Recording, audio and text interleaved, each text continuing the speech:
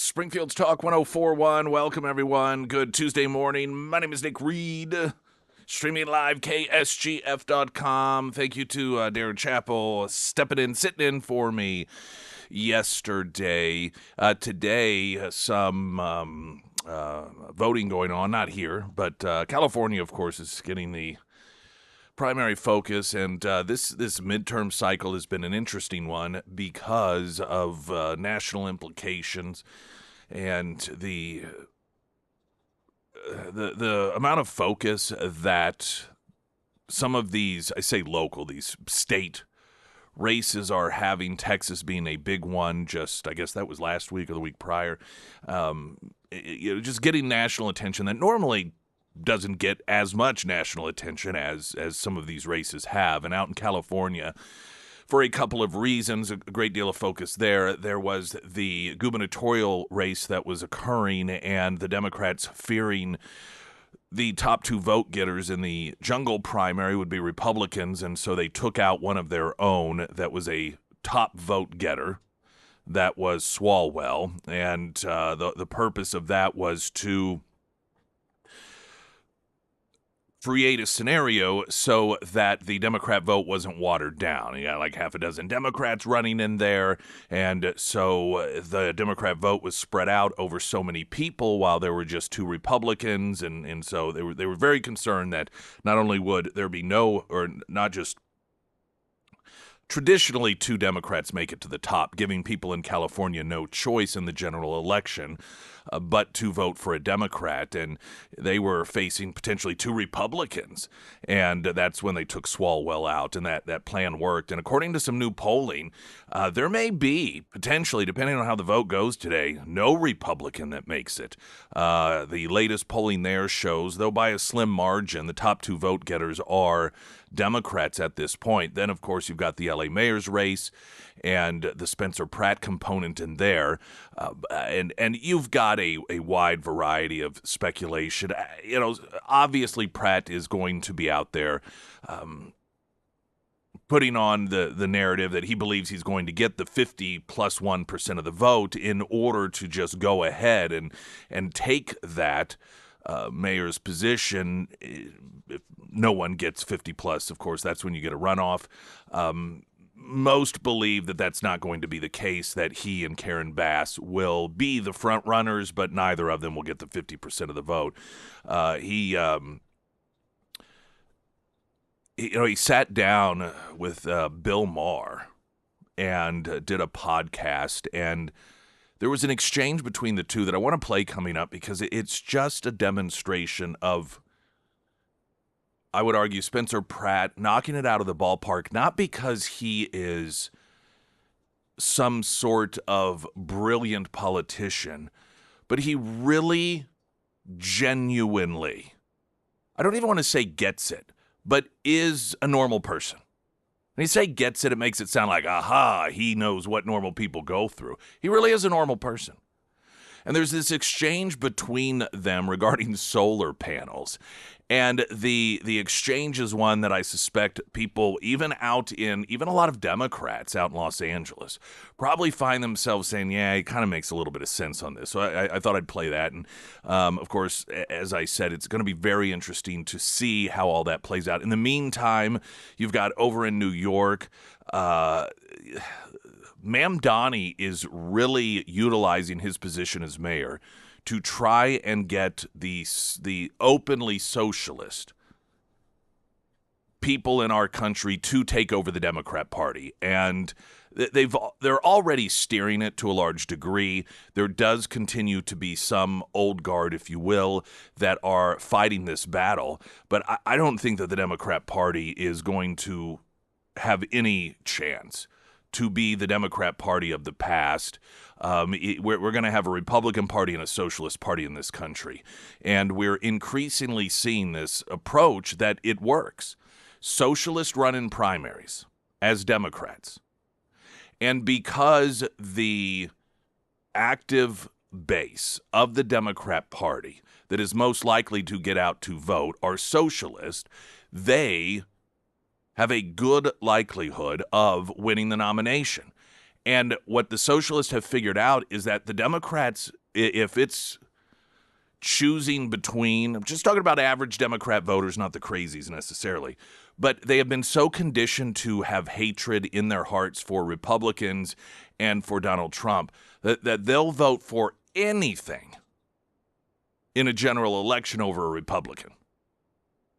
I think a perfect example of this is one of the chicks from The View acknowledging that Graham Plattner is an anti-Semite, he's anti-woman, he's a Nazi, he's all these things, but she'll vote for him over a Republican because he's not a Republican.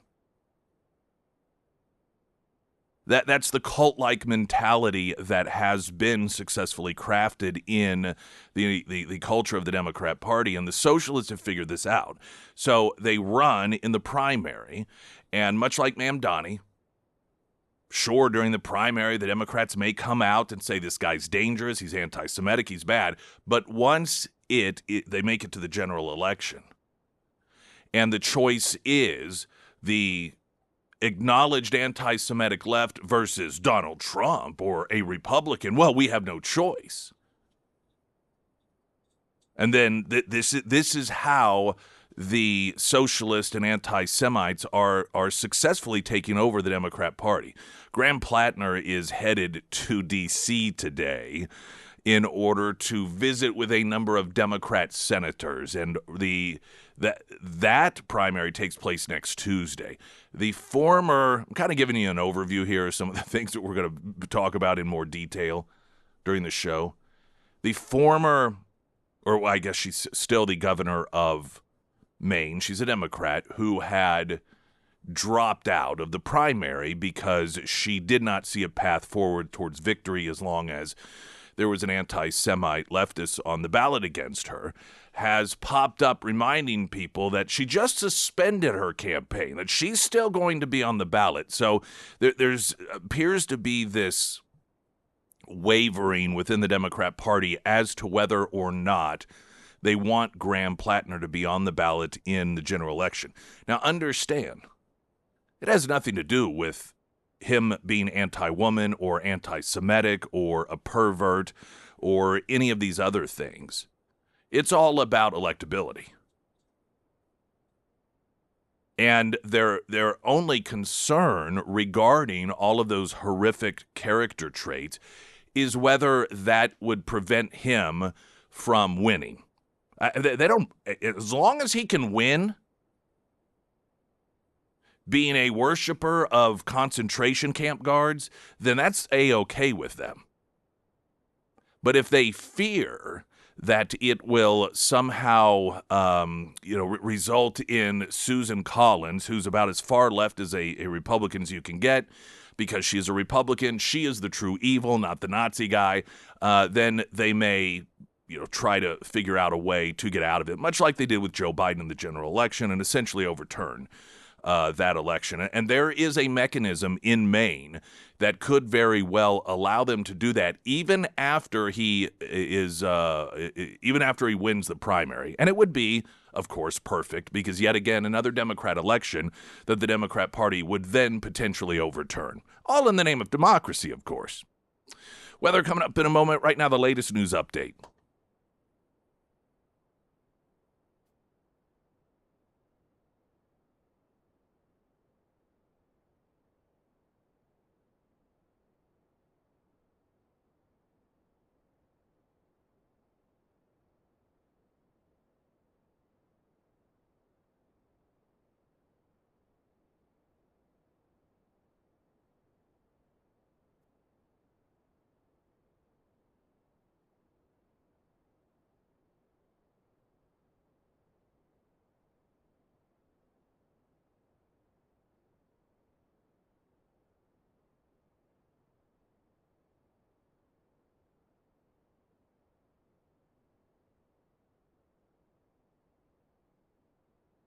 And the first alert forecast from Ozarks First meteorologist Tom Schmidt, sponsored by St. Clair of the Ozarks Home Improvements. Today we'll see mostly sunny skies with a high near 82. Tonight, mostly clear with a low around 58. For your Wednesday, sunny with a high near 79. And taking a look at Thursday, mostly sunny with a high near 82.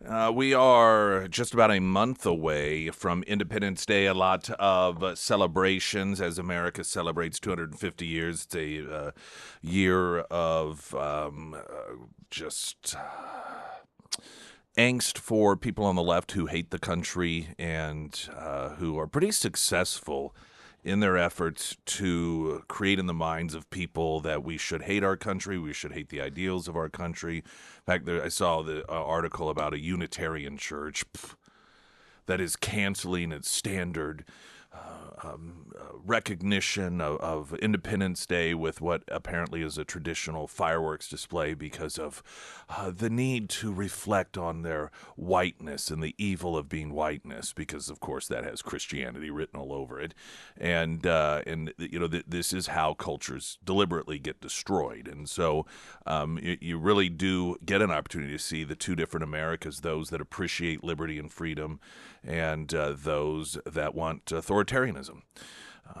If you happen to be in the column that likes to celebrate and you want to get out and maybe see some of these displays of fireworks at KSGF.com, we have the celebrations across the Ozarks, compiled a list of where you can see the fireworks in the 417 thanks to R&R Fireworks in Springfield. You can just head over to KSGF.com if you'd like to check out that list. And so while, again, it's just about a month ahead of schedule on that, a lot of these displays happen obviously before the 4th itself. So just give you an opportunity to make sure you catch as many of them as you would like to. We do have happy hour this Friday.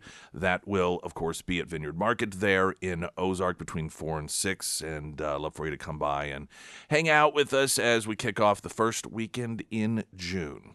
Where to start with the Plattner stuff? All right.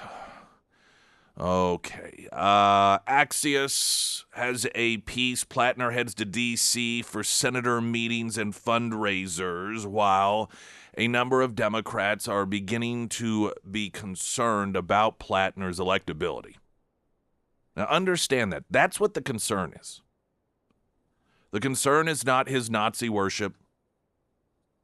The concern is not his belief system that women who go to bars and drink and then get raped are responsible for it. Their concern's not his racism when it comes to things that he said about black people, or the homophobic slurs that he used, or the fact that he has been found to use an app — we'll get to some of these details because some are new — that has been referred to as a pedophile's playground, place for recruiting underage kids for sex. I'm sure he was there for other reasons, of course. That's not their concern. Their concern is, will that hinder their opportunity to pick up a seat in the Senate? I tell you this now, and it is not an exaggeration. If there were some convicted child rapist that, while raping the child, forced the family to watch, Democrats would still support that individual if it were that person versus a Republican. And I am not kidding in my assessment on that. They have not yet demonstrated the willingness to allow a Republican to win, if they were up against even the most horrific Democrat ever. It doesn't matter who it is. This is how depraved that political party has become. And it isn't as if in Maine we're talking about some Rand Paul or some Mike Lee or some sort of, extreme right-wing Republican. Susan Collins is as cozy with the Democrats as you can possibly get, which that storyline here should not go unnoticed. These Republicans who obsess over thinking that the way that you make yourself safe is to try to win over Democrats. You sacrifice your principles in order to get along with Democrats. Because what we're seeing in this instance is they'd rather have a fan of Nazis in that Senate seat as opposed to Susan Collins, who has bent over backwards in order to accommodate Democrats at every turn and to bash on Trump at every turn. Now, over the weekend, Cory Booker of New Jersey indicated he had, quote, questions about the allegations against Graham Plattner. What questions can you have? What questions can you have? One of the more, let's see here. Jenna Mills, The View. Let's see. That's a good one. All right, so let's look at one of the more recent stories here. This is from the New York Post. Senate candidate Graham Plattner seen in shocking topless towel-wearing selfie from hookup app Kik. I'm assuming that's how it's pronounced. It's K-I-K. The image obtained by the Post from the Kik account, the left-leaning Plattner is clad only in a towel with his entire torso bare and multiple tattoos visible. His head's cut off in the picture, but he's seen standing in a bathroom and apparently taking the photo of himself in a mirror. Which I know everyone's different, and I don't want to be one of those people that doesn't recognize that times change, but I just have to ask myself, what sort of person are you looking for? If you're already married, by the way, and you are posting photos of yourself just in a towel.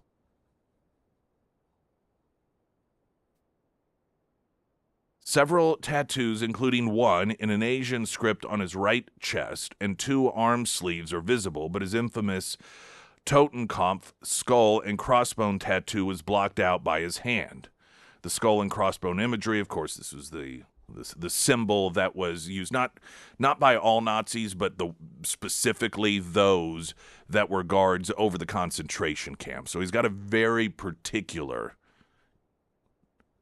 type of Nazi that he reserves his admiration for.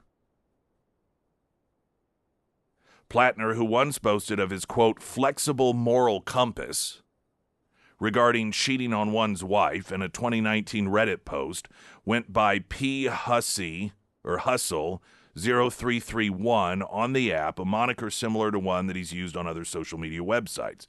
The account was made in 2016. Plattner claimed he had deleted the app from his phone, but according to the Wall Street Journal, he didn't actually delete his account itself. So in other words, he still had the account.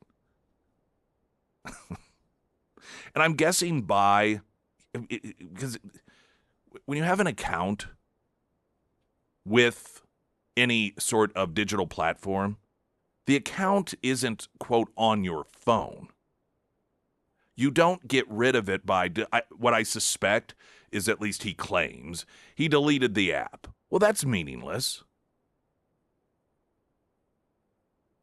Nearly 60% of that app's 15 million monthly active users are between the age of 13 and 24, according to Forbes.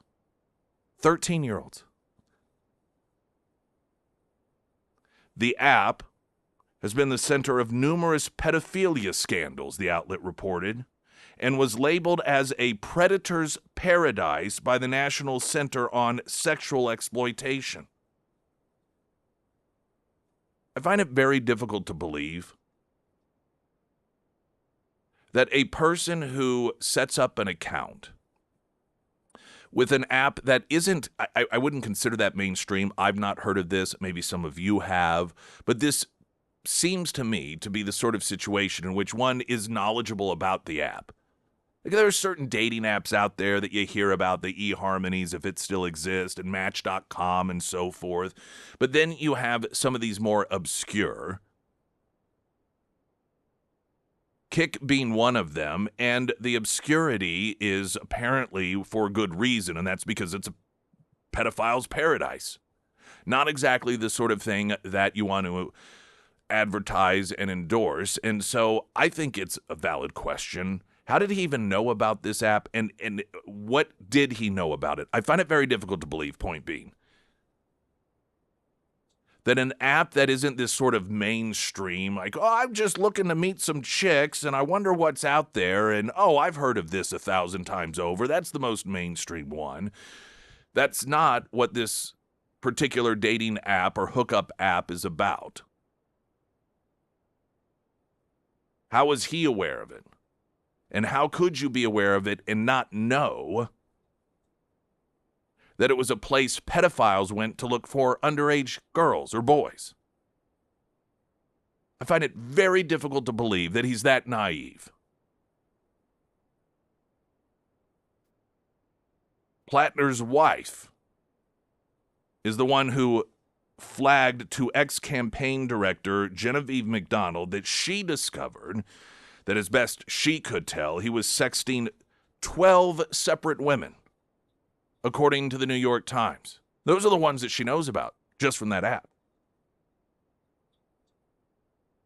Do you know what a Plattner campaign rep's defense was, pushing back on it?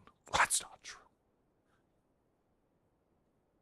He was only sexting 6 women on that app. Straight up. That is his case. This is according to the New York Post. A Plattner campaign representative claimed to the outlet that Plattner was only in contact with 6 women. And he stopped before he launched his Senate run. Oh, okay. Boy, that fits in perfect with what was it he referred to himself? His flexible moral compass. Some of the additional information coming up. Pyramid Roofing Company, text line 447 KSGF. I'm Nick Reed.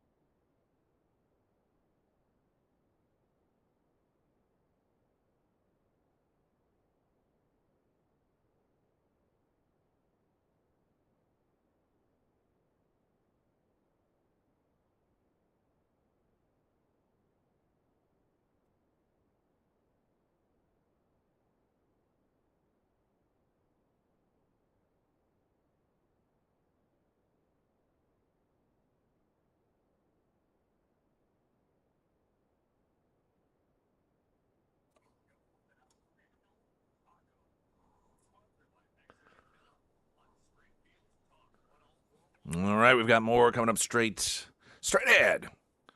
You can text in any thoughts you may have, questions, comments. The Pyramid Roofing Company text line 447 KSGF. A traffic update, I'm Nick Reed.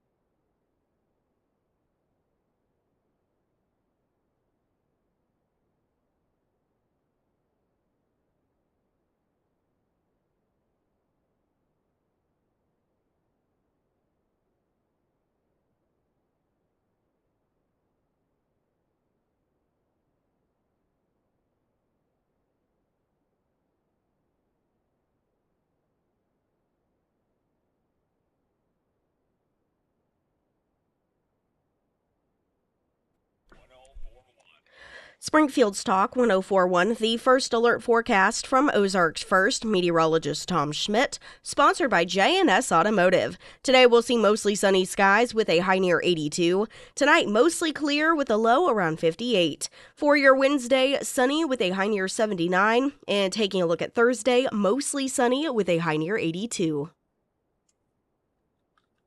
All right, let's see here. Going through some of the text messages. Great substitute yesterday. Thank you. You're welcome.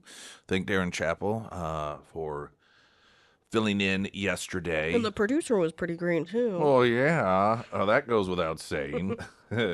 He did great. I have no doubt he's always a favorite. We've got a fantastic lineup of folks that can fill in. Regarding Graham Plattner doesn't deserve to represent the people either. He owns it, knowing the platform is a haven for pedophiles, which makes him not worthy, or he claims naivete, which is absurd, but also makes him not worthy of representing his constituency. And that is oftentimes a go-to for Democrats, not just when it comes to their own personal behavior, but when it comes to their failed policies. They play dumb. I just didn't know. Karen Bass has done that regarding her reelection bid and the fact that she claimed if she was elected, when she first got elected, that by 2026 there would be zero homelessness. Well, as you can imagine, that has not come to be, and her excuse was, well, I just didn't know it was going to be so hard. Now, some of the latest scandal, if you will, with Graham Plattner, that is only scandalous to Democrats if it means he may not win. They don't care otherwise. And it turns out that he had been utilizing this app that was known as a, quote, predator's paradise by the National Center of Sexual Exploitation.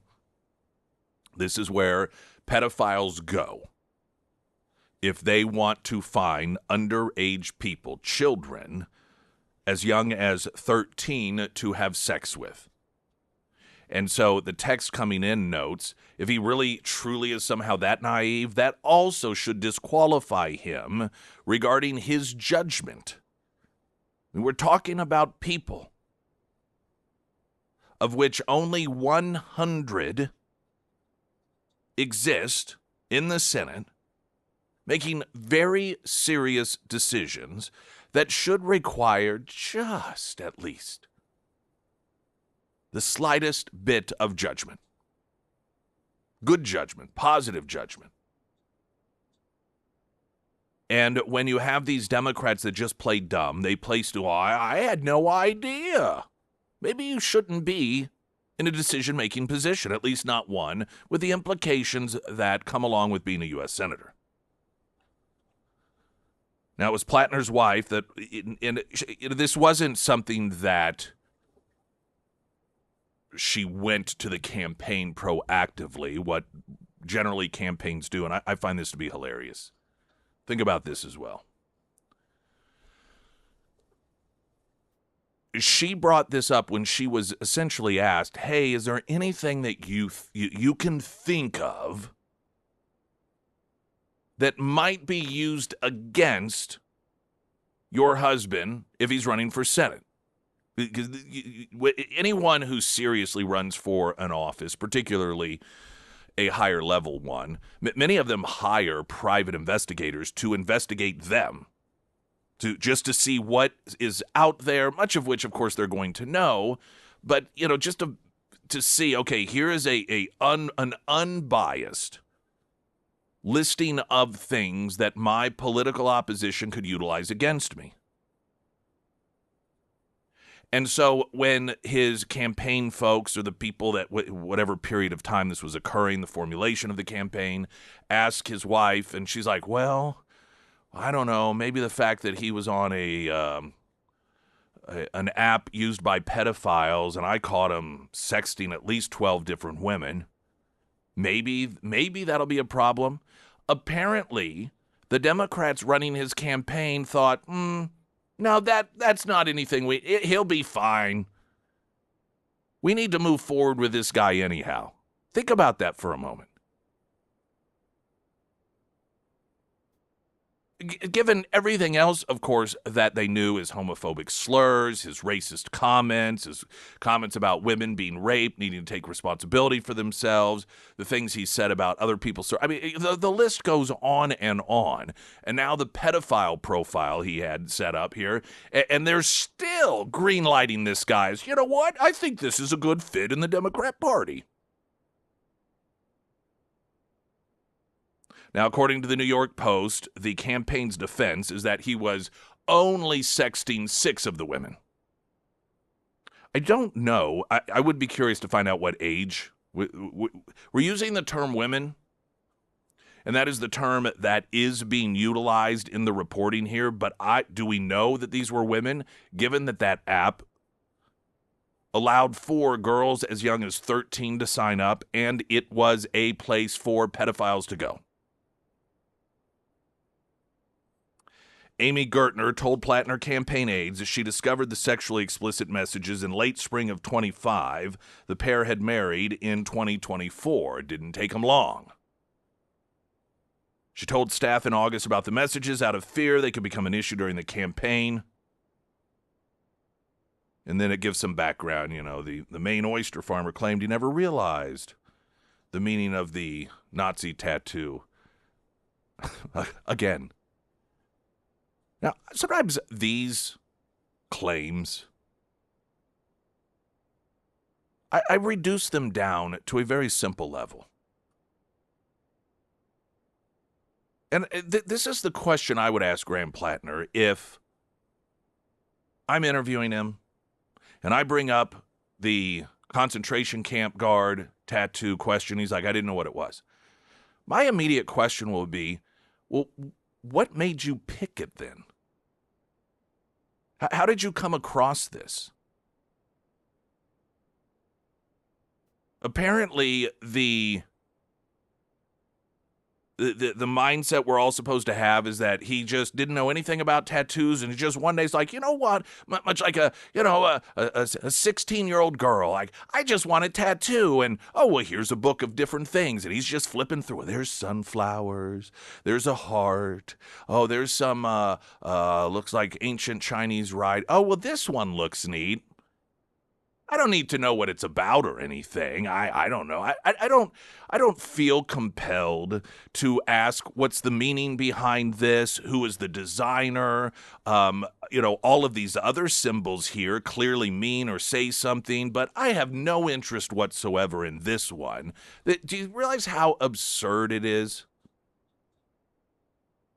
When you play it through and you try to recreate a scenario in which this individual, who by a former campaign staffer's own accord, that this is all BS, that he knew exactly what it was, he's a history buff. So a guy who's a self-proclaimed history buff, we're expected to believe, saw this somewhere, came across it, had no clue what it was, no interest in what it was. No one said to him, hey, do you know what that is? Or no one asked him, oh, what's that mean? That's a pretty common question that people with tattoos, because this is another thing, he claimed he had no idea. All of these years, not a single person was asking him about his tattoos. Not a single person was like, oh, well, what's that one for? What made you get that one? What does that one mean? No one? That seems to be a pretty common question that people who have tattoos get asked by people.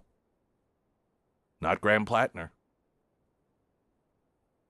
So I would love for a journalist to ask, where did you first see this? What made you decide that that's what you wanted? Now, of course, I think we all know that it's lies. He knew exactly what it was.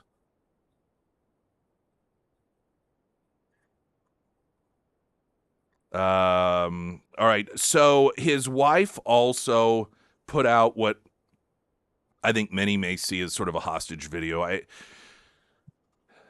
It's a 5-minute video just about how wonderful and awesome he is, and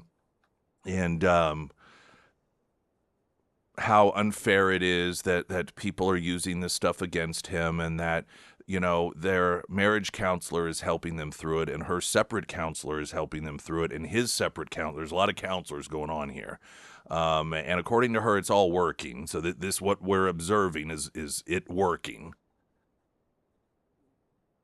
This is a woman in my mind that is either one day going to be sitting down for an interview explaining what she was thinking as she was forced to make that video, or she will be dead. Those are the two likely pathways I see for this human being. So Plattner's headed to D.C. Apparently, a number of these Democrat senators are going to have conversation. So all of this stuff. When Senator Cory Booker, Democrat New Jersey, says that, well, I've got concerns, that guy has questions to answer. What questions could one possibly have about any of this? I mean, I suppose I put out some theoretical ones, but these are not questions that will be answered. Cory Booker, no Democrat wants any sort of actual explanation. No Democrat wants anything other than to pick up this seat, whatever that takes. On The View, much discussion about how they're turning against him, but this is the key to it. They fully, or at least one of them, fully acknowledges, well, I'll vote for him anyway. So when the question is, quote, why can't we do better? This is one of the questions as they grumbled on The View about the Democrats and co-host Anna Navarra saying it's disturbing, it's horrible, why can't we do better?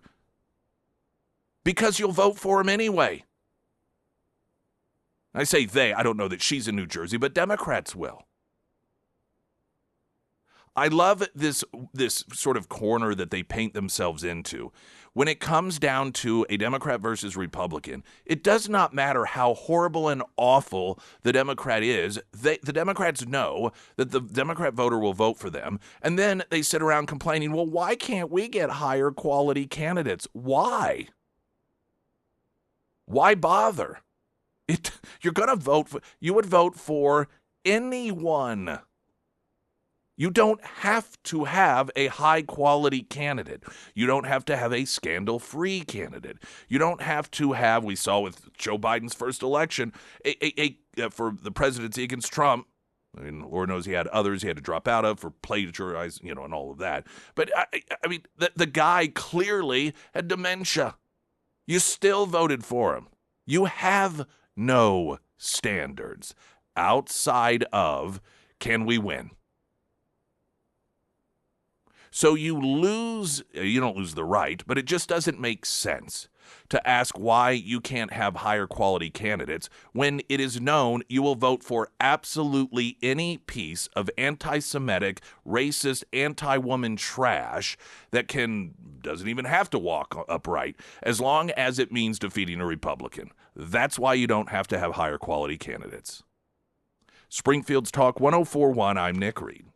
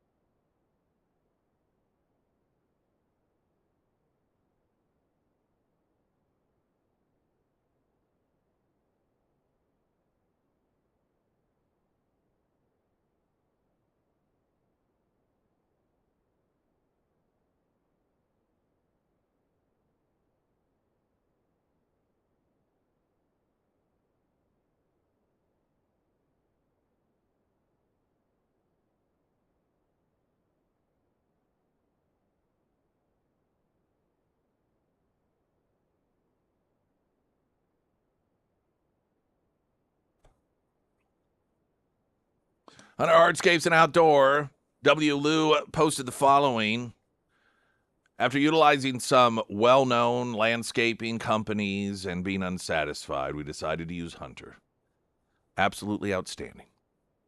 Daniel is a real professional. His crew act the same way, always punctual, responsive, and make sure that when his team is done, it is something that he would be proud of to have in his own yard. I will always use this company for any future projects. We had a fair-sized project, and they totally made it easy. My family loves it. Consistent with so many others, including myself, our experiences, whether it is landscaping, it's hardscaping, it's lighting, it's drainage issues, or all of those things, residential or business, the absolute best is Hunter Hardscapes and Outdoor. I'm just telling you straight up. You can visit their site, see some of the work. You can even pop in and do a little estimation calculator, get a ballpark idea of what your project will cost, and read reviews of others. HunterHardscapes.com, also under Nick's endorsements at KSGF.com. Now, the Democrat governor from Maine has stressed that she's still on the ballot in the Democrat primary. She said yesterday to the Portland Press-Herald, quote, "People have the impression that I withdrew or dropped out, but I simply suspended active campaigning. I'm still on the ballot." Mills suspended her campaign in April, which was driven mostly by Plattner's surge in the polls, despite scandals in the fall over the Nazi symbol. The whole listing of things. Mills stated at the time to the people of Maine, "I love you and I will continue to fight relentless for you as governor. For the next 8 months, I will continue working hard for you, standing up for what is right, defending the Constitution, and doing what I can to preserve our democracy. And as always, while I am suspending active campaigning, I look forward to seeing you at a Rennie's, at a Hearts of Pine game, or maybe even a trout pond in western Maine," she added. Janet Mills is the governor that not long after Trump won his second term, and he had announced that there would be a suspension of federal dollars going to universities that forced girls to shower with and to compete against boys who claimed that they were girls. And she was a governor that said she would fight against that in order to protect the rights of boys to infiltrate girls' sports. And there was that governor's meeting in the White House, and Trump called her out about her lawsuit and noted that she would not be long for the world of politics. And it looks as if he was right. That being said, under Maine's law, a candidate who wins the June 9th primary but subsequently withdraws by 5 p.m. on July 13th may be replaced by a nominee selected by party officials. Any replacement candidate must be chosen no later than 5 p.m. on July 27th. The timeline would give Democrats just 14 days to settle on a replacement candidate and prepare for the general election campaign. While there's no public indication Democrats are pursuing such a strategy, the provision has fueled speculation about what options the party would have if concerns about Plattner's candidacy continue to grow. Now, I suspect there's a very good chance that this is how it's going to play out. They're going to let him go ahead and win, and then they're going to start doing, give him an opportunity to really be out there in the general election for a short period of time, do some polling.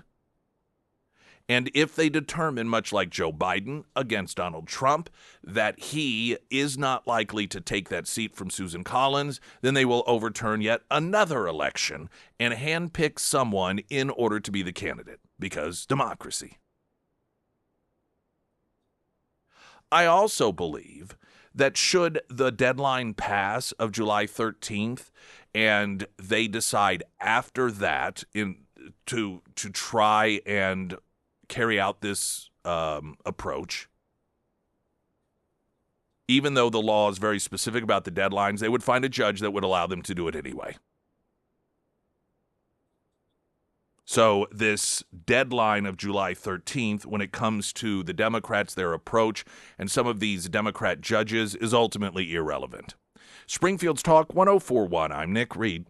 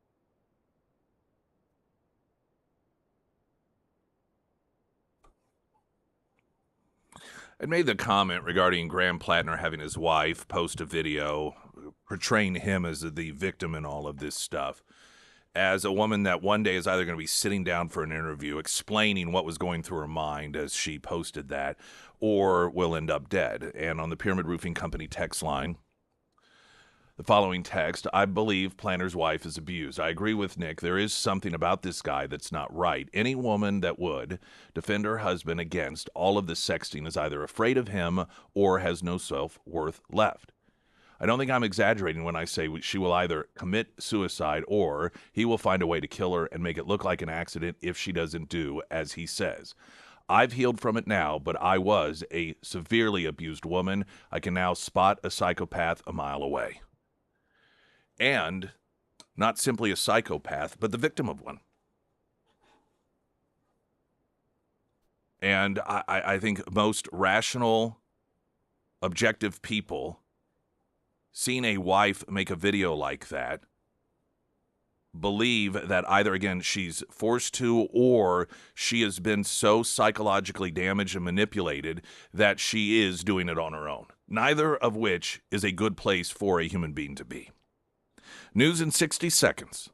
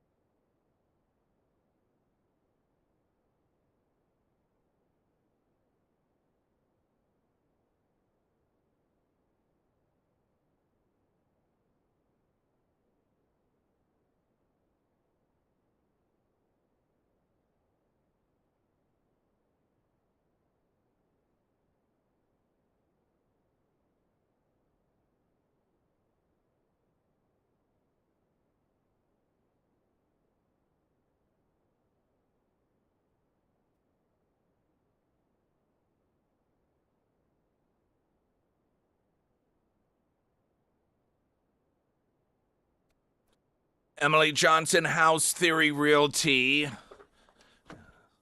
If you have found yourself needing to buy a home, sell a home, know someone else who has, or have even thought about it and you have not reached out and utilized this connection, this knowledge you have of Emily Johnson and or Will Johnson of House Theory Realty, then you are missing out. She's the best in the biz. And at the same time, here's the thing I like about her. She's a good person. Now, you can be really good at a job, but be cutthroat, be dishonest. And frankly, oftentimes that's how people do rise to the top. There's this idea that, well, the good, honest people, they're always the one. No, sometimes being manipulative and mean and dishonest, that can really help get you to the top. And then sometimes people who are really good people, they don't get to the top because, they just sometimes want to get along and they want people to like them. And so oftentimes against their better judgment, they'll allow things to slide by that they know that they shouldn't, but they want to be liked. But every once in a while, you come across a person who's a good, moral, ethical individual. At the same time, though, understands this is my mission. This is my job. This is what this person hired me to do. I'd be doing a disservice if I don't do the absolute best possible. And that's what you get with Emily Johnson, House Theory Realty. And if you are in a position where you are just wanting to know what your home is worth because you've thought about it, but you don't know for sure if you're ready to sell, reach out to her. She's not going to be aggravated if you utilize her knowledge of the marketplace and visits your home and gives you an idea of what it is that you're looking at. And then you decide, it just doesn't feel right now. We may wait a bit. She's not going to be mad at you. Don't worry.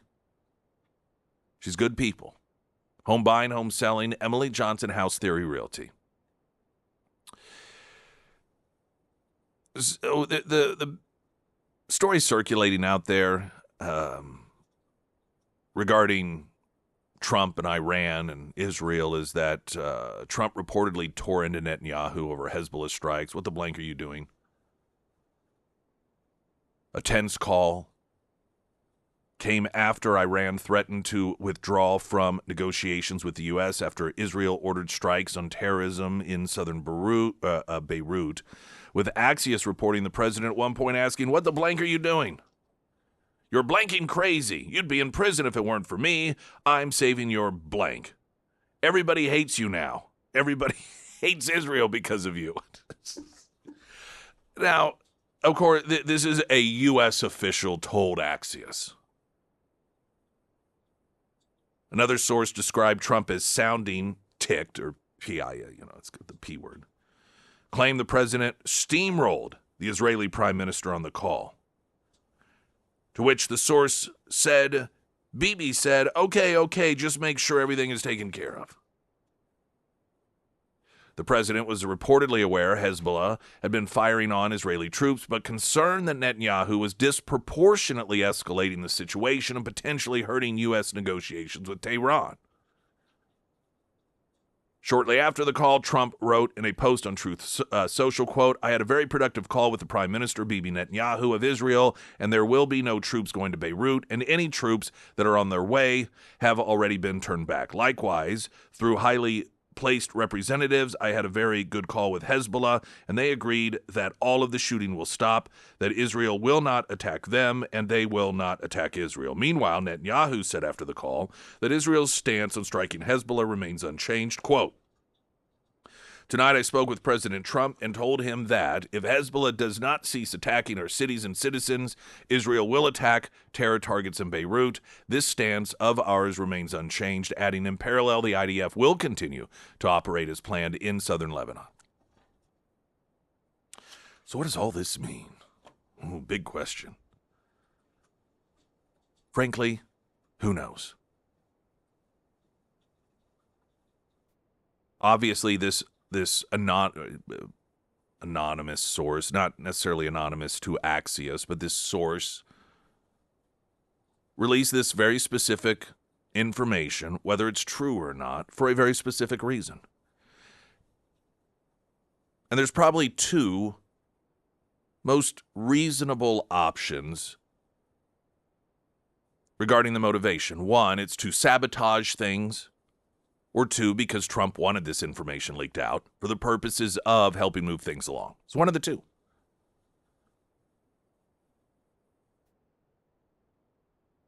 I do find it somewhat humorous given the constant claim that Israel is dictating to Donald Trump what to do, which, of course, again, is in defiance of absolutely everything we know to be true about Donald Trump.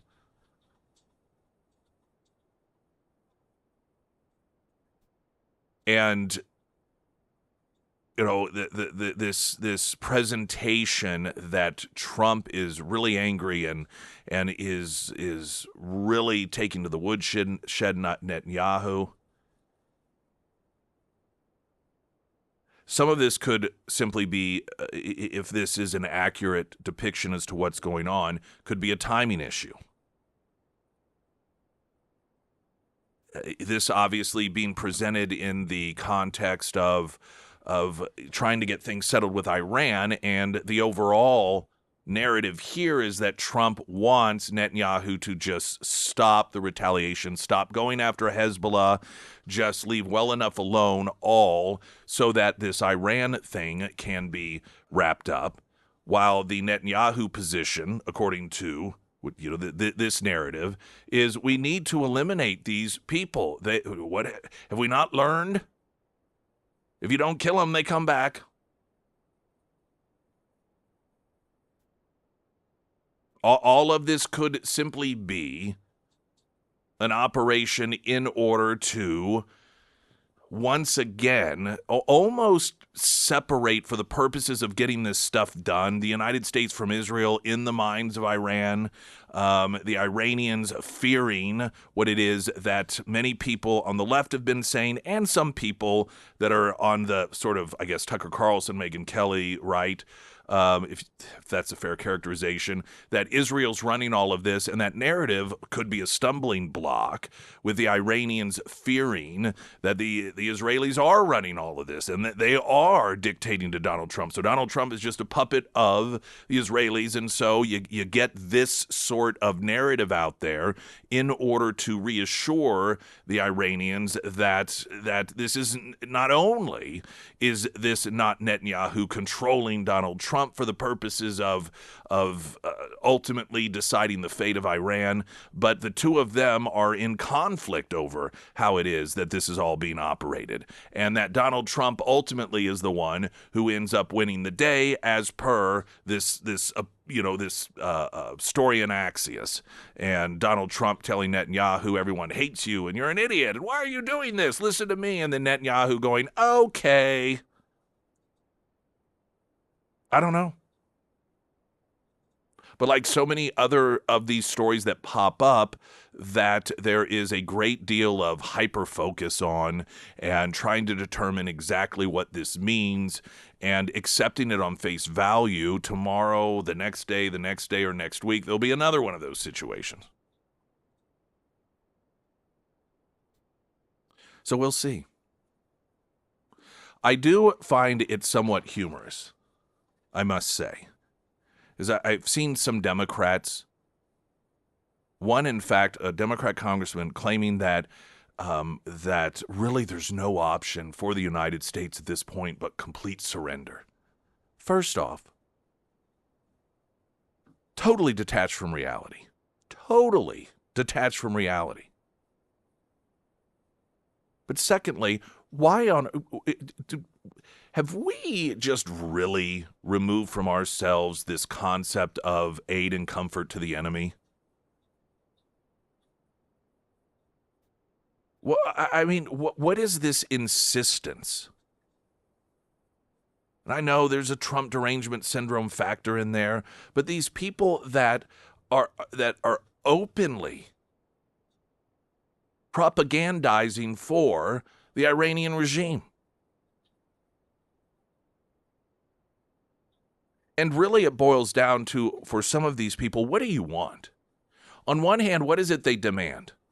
that Trump finish this thing. And then at every sign that it looks like Trump may be wrapping this up, they run around claiming it's a surrender.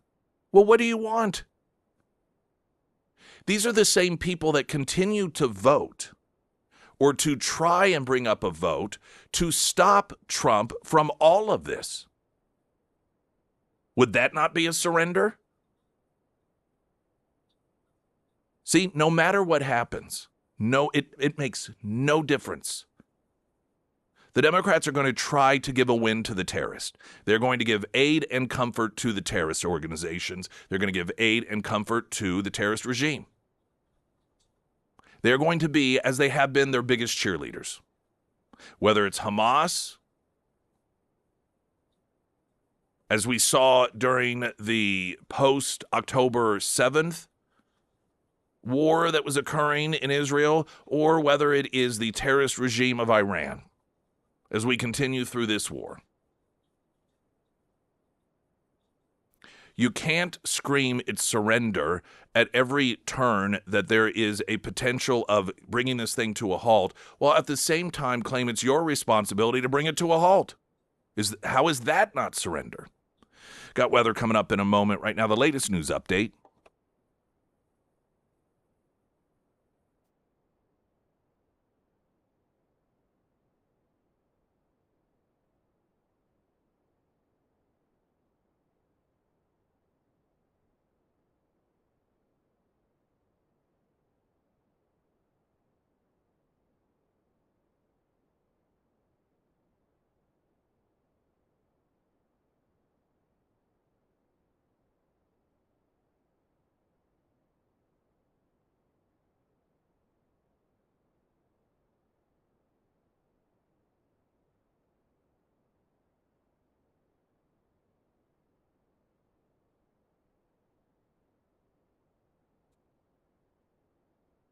And the first alert forecast from Ozarks First meteorologist Tom Schmidt, sponsored by St. Clair of the Ozarks Home Improvements.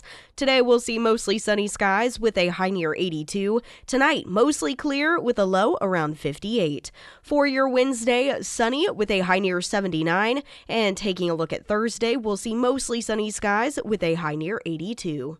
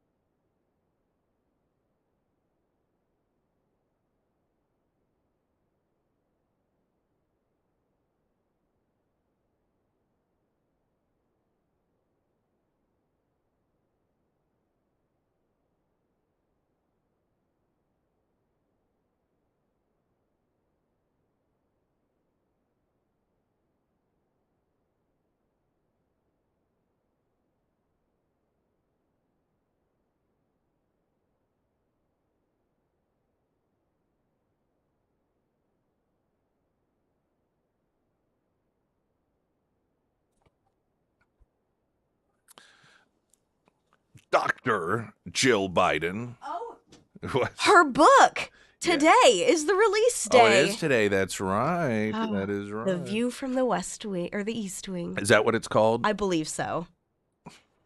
I probably butchered that. Who cares? All right. Well, last week, of course, she had given a couple of interviews, and one of them that really went viral was her claim that she had never seen Joe like that, and she thought maybe he was having a stroke, and then decided the best medicine for a stroke is Waffle House, and of course, then former staffers being contacted by Axios, and they're like, she's full of crap, she's a liar. The whole thing is just a full display of Democrat Party. And she has subsequently sat down on, this was NBC, and I just wanted to play this bit of it because Craig Melvin, while let me try to explain what she's trying to explain that she was trying to be honest with Joe Biden. And because what is it? Remember we really laughed about her. You answered all the questions, and we're like, Yes. what is going? So she actually addresses that in particular, and he makes a statement to her that is so obvious. Of course, it's one that we've made. It would have been really nice for the media at the time to have also made this observation. Days and weeks after that, you continue to insist that the president was fine. How do you square thinking that he may have had a stroke with what you were saying in the days and weeks after? How do you square those? Well, look, Craig, look at it from my point of view. So I'm watching, just like everybody else was, scared to death, like what is going on? He gets off the stage. I see he appears to be okay. He says to me, Jill, I really, in other words, messed up, didn't I? And I said, yes, you did. And so we get off, and I know we're going into another event, or we have two more to do. And my mind is racing. What do I say to him? What do I say to him? I'm his wife. I've got to lift him up.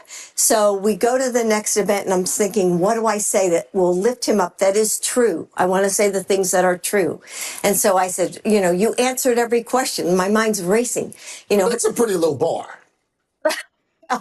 Well, and so I had to sort of lift him up. Let's just move on from that. Yeah, is that not the exact verbiage we used at the time? That's a pretty low bar. Mm-hmm. Like you answer the question, but The now, bar is on the floor. Yeah. Oh well, now the media's fully aware of that. This was not something they knew at the time. These people are rewriting history, and their play in all of this. The same media that was part of the cover-up, that was part of the big lie, that was part of the gaslighting, that was part of telling us, that Joe Biden's perfectly, and that it's ageism, or it's just a stutter, and this is the Republican Party being bigoted, or they are editing things together. Remember that one? They were cheap fakes. That none of these things are real. These videos, because this is the way that the Trump campaign and a lot of just Trump supporters or conservative individuals, they'd be like, okay, well, here's what he's doing. Here's what he's saying, knowing full well that networks were not showing this footage when these things would occur and Joe Biden was clearly lost. He would sometimes, and you could see it in his eyes sometimes, when he just was gone. It was almost as if he was daydreaming. He wasn't really tracking what was going on. And so while the media was running around, along with Democrats claiming that he was perfectly fine, sharp as a tack, he ran circles around world leaders when they got together for these meetings. And so the response to that would be posting videos of Joe Biden going, look at this. And that's when the new narrative from the media, as well as others, was about these cheap fakes and how it was edited or these things were spliced up in order to make it look like he was having issues. And so now this is the same media that's like, well, that's a pretty low bar. I mean, come on. The fact that he just barely was able to answer the questions, I mean, that's not really that great of a thing. Oh, welcome to the party, media. Welcome to the truth. But it's not as if they have suddenly decided that they want to be an honest culture, an honest and ethical a player in all of this. This is their way of getting the general public to forget that they were part of the gaslighting, to act like this is all to, well, now, wait a minute here.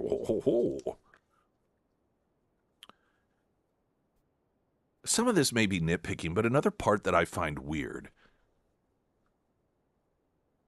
Joe Biden claims that she was really, in her mind, trying to desperately come up with a way to,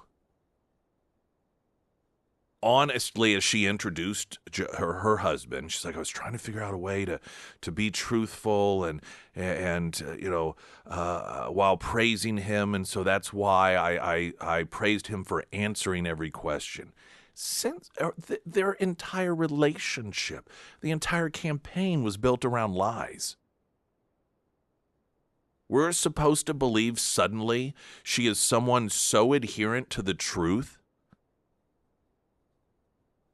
that she grappled with a way to pay him a compliment while being truthful at the same time. Are you the one who had a stroke?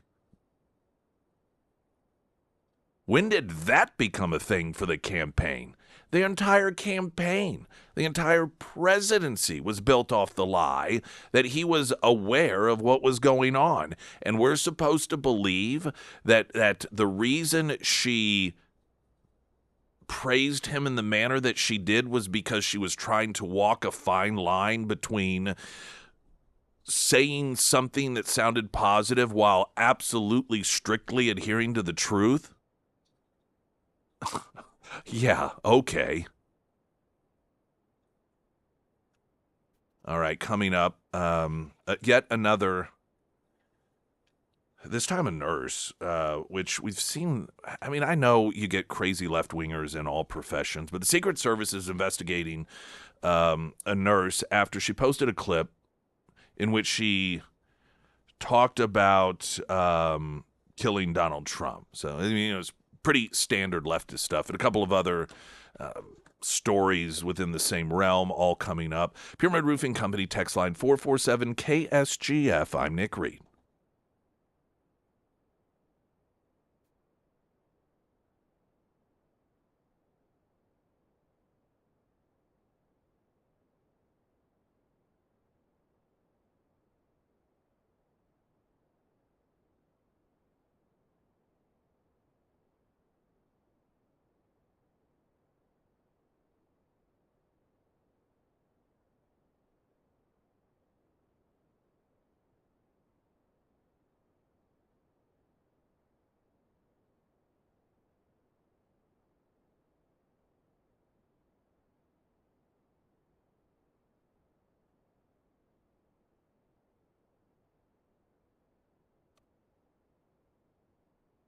Ozarks elder law, no planning at all. That is not that's bad.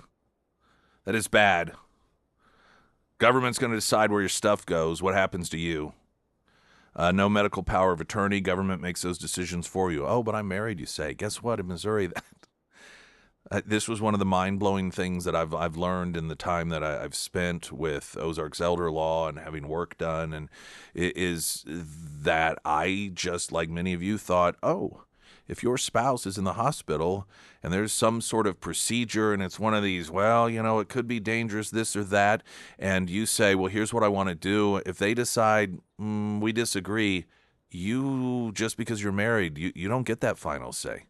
Marriage does not do that in Missouri. You can have that arranged, but it must be done in a legal fashion, and that's one of the things that Ozarks elder law does. They will make sure that if you have that document and the hospital says to you, actually, we've decided we're going to pull the plug, but you believe that there's still, in your heart, the opportunity, the chance that your husband or your wife may make this through it, and you say, look, I have this. This says I get to make that decision. Then you're good. But if you don't have that, say goodbye. Not your call. There are a lot of beliefs out there that we have about marriage or kids or family that we think gives default decisions to them that just absolutely aren't true. So what do you need to do? Ozarks Elder Law, reach out to them, set up an appointment. The consultation is free. They cover the cost of that time for you. And then we'll work with you to come up with a plan and tell you how much it will cost for that plan to be implemented. Then you decide if it's something you want to move forward with. 10 area locations, you can find them all and set up your appointment, free consultation at ozarkselderlaw.com.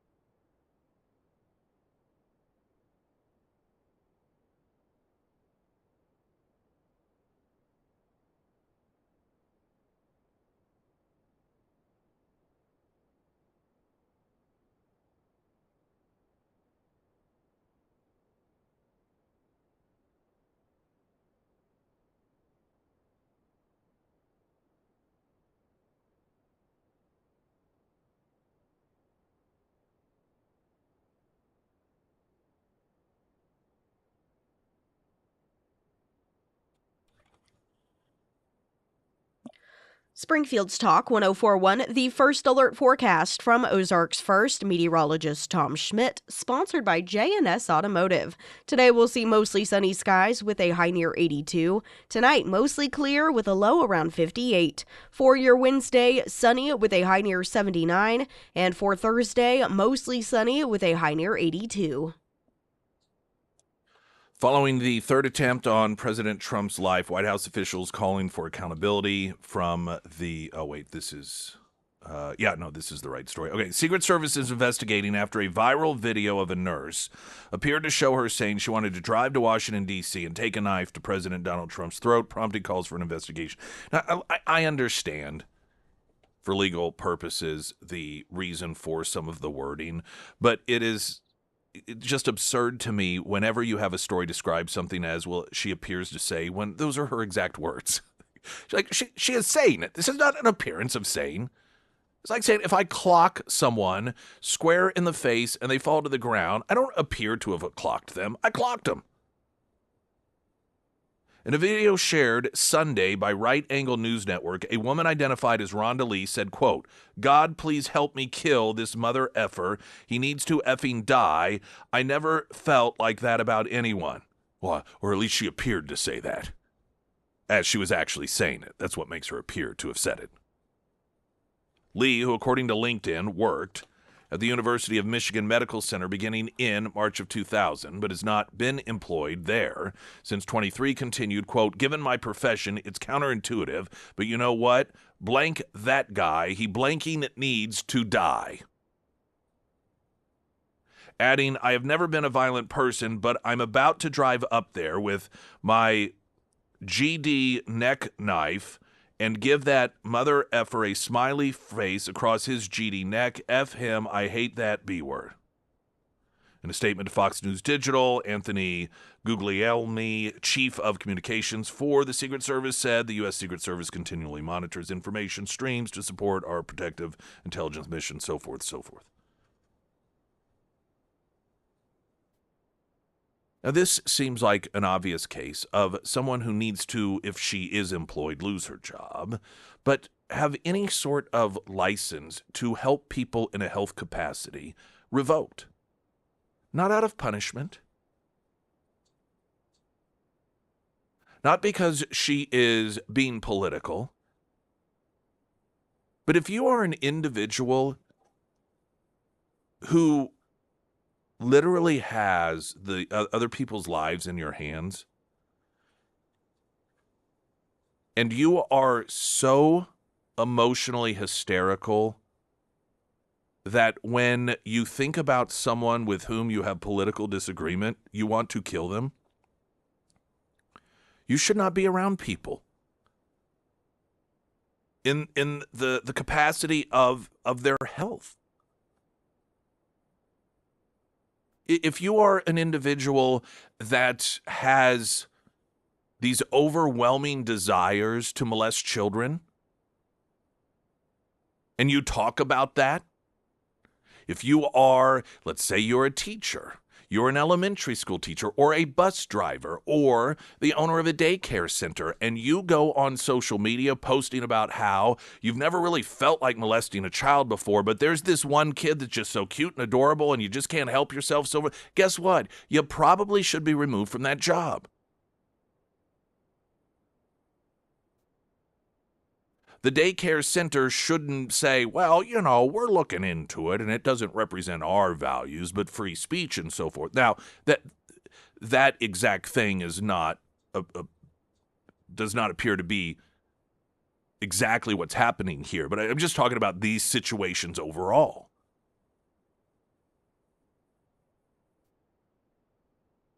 When you are an individual that expresses a desire to do things to other human beings that might at some point come under your control, the category of human beings, you probably should not be given that sort of access to those people.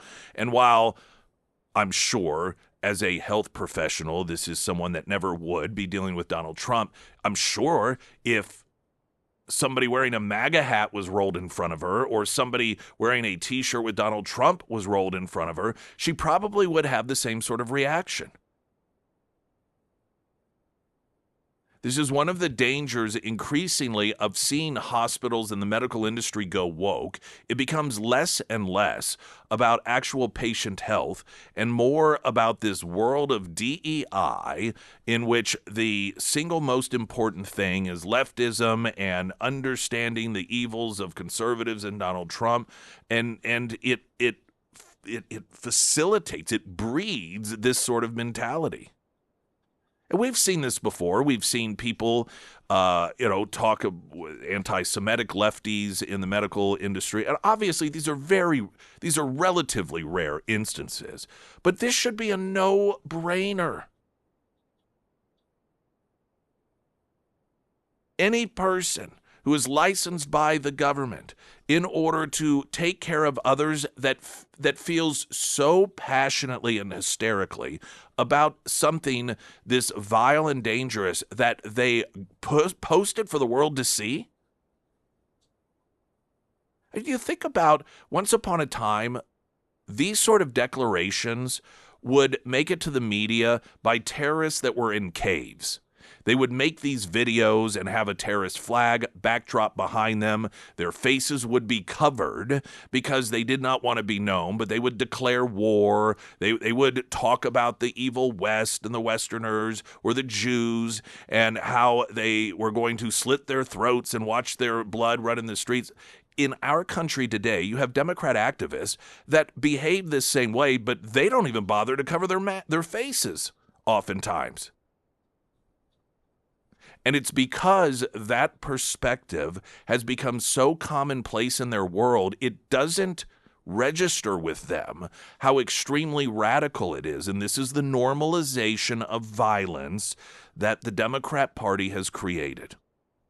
And the fact that you have this happening with a somewhat consistency of people that would otherwise seem completely normal in professions that don't recognize the dangers to their own, careers, to their own lives, and I mean, in terms of losing their jobs and so forth, that they just think it's okay to have these thoughts. Not only okay, but virtuous. Tells you how normalized the Democrat Party has made this sort of violence. But the fact that if anyone in the medical profession or teaching or just dealing with human beings is allowed to keep a license to do so after that sort of display, that is not right.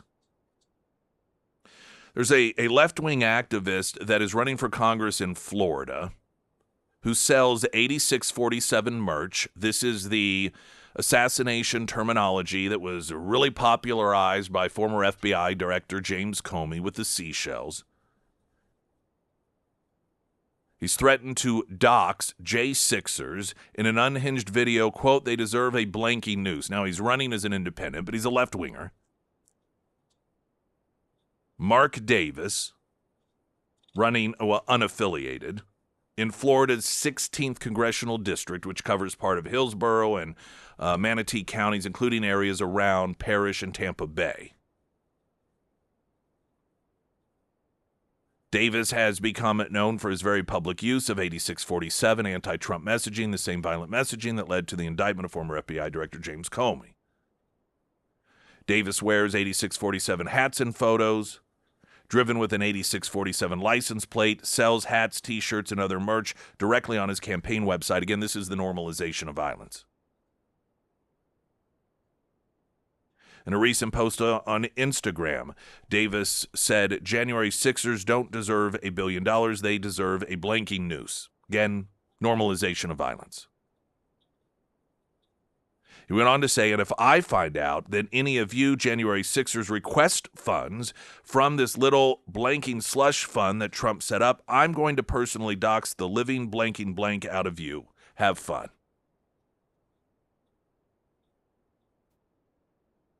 So, this is the world created by the Democrat Party.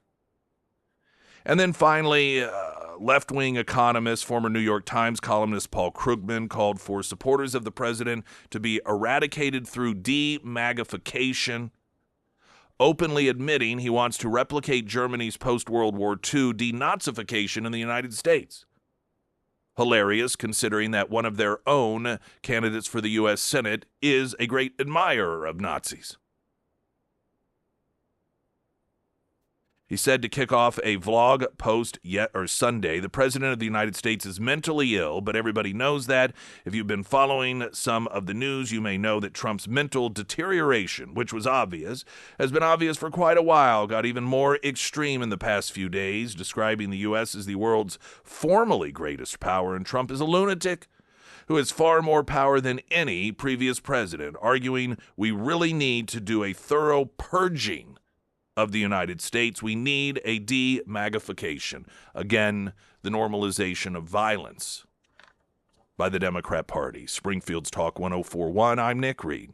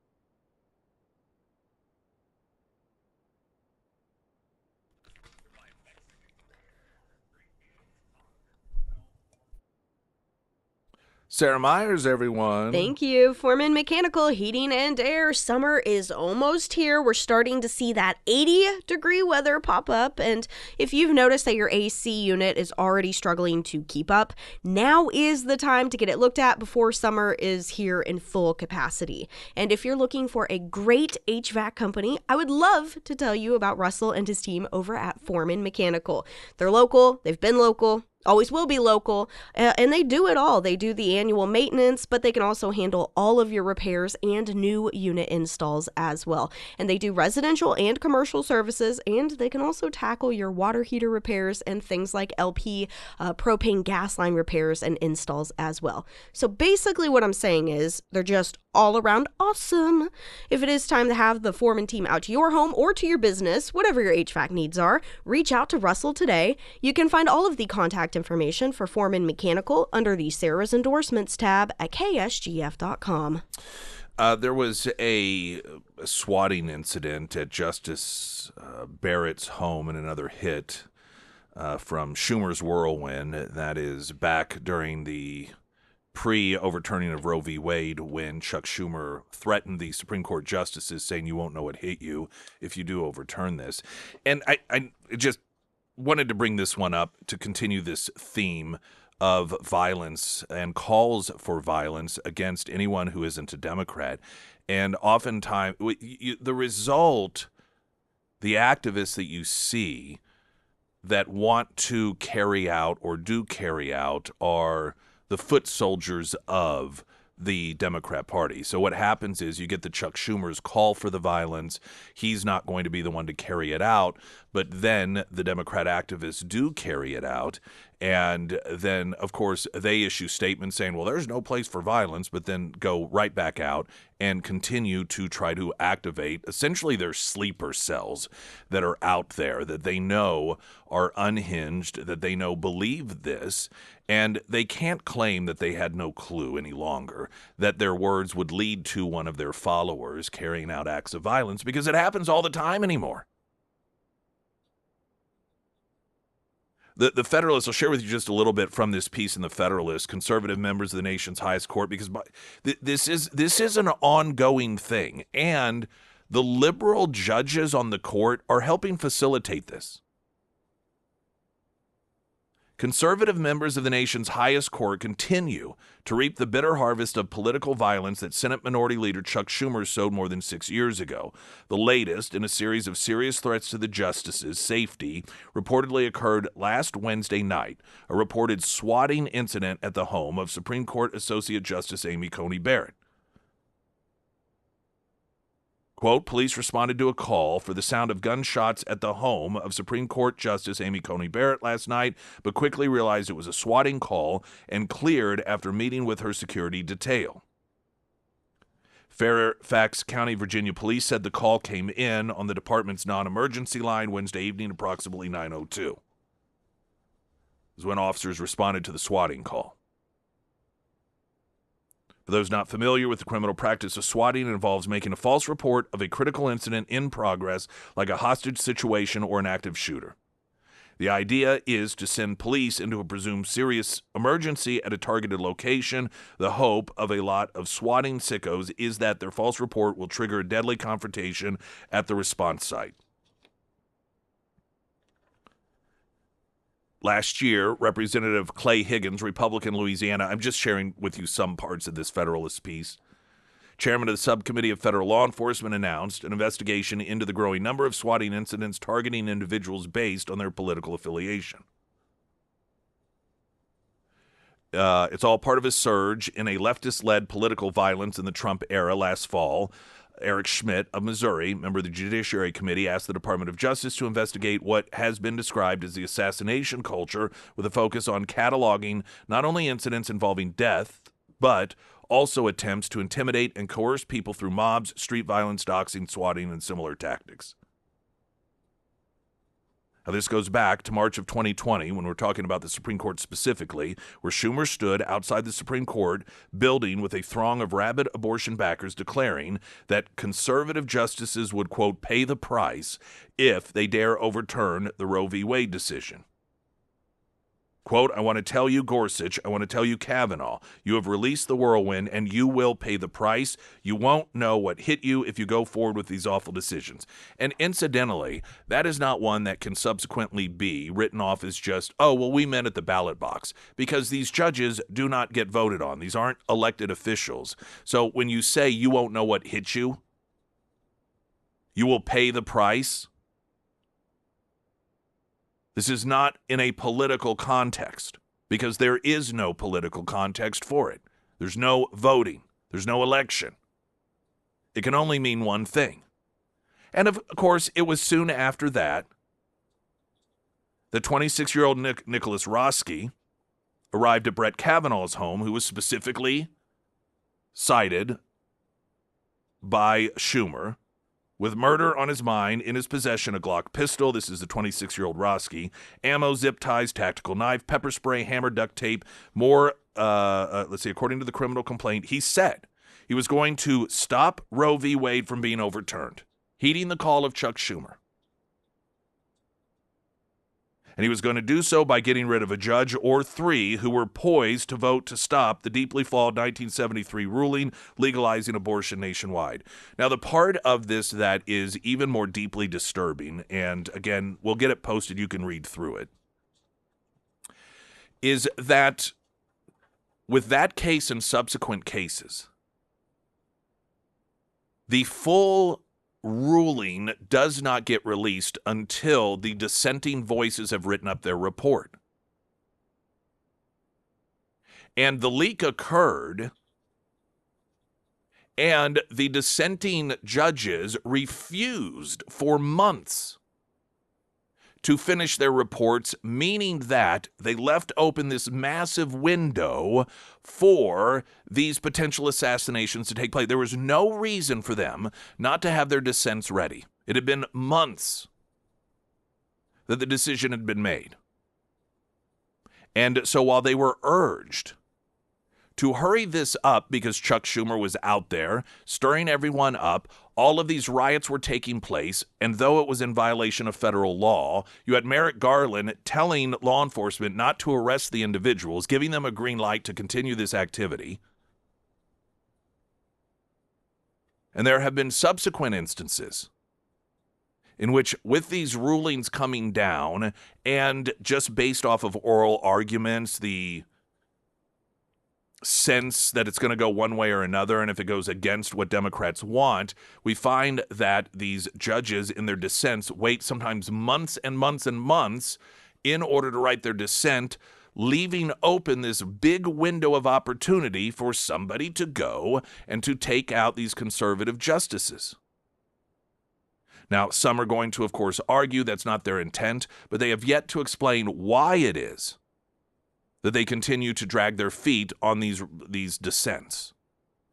Anyhow, it goes into more detail. If you want to read the piece there at the Federalist, we'll have that. Of course, you can go to the Federalist itself if you want to, or ksgf.com.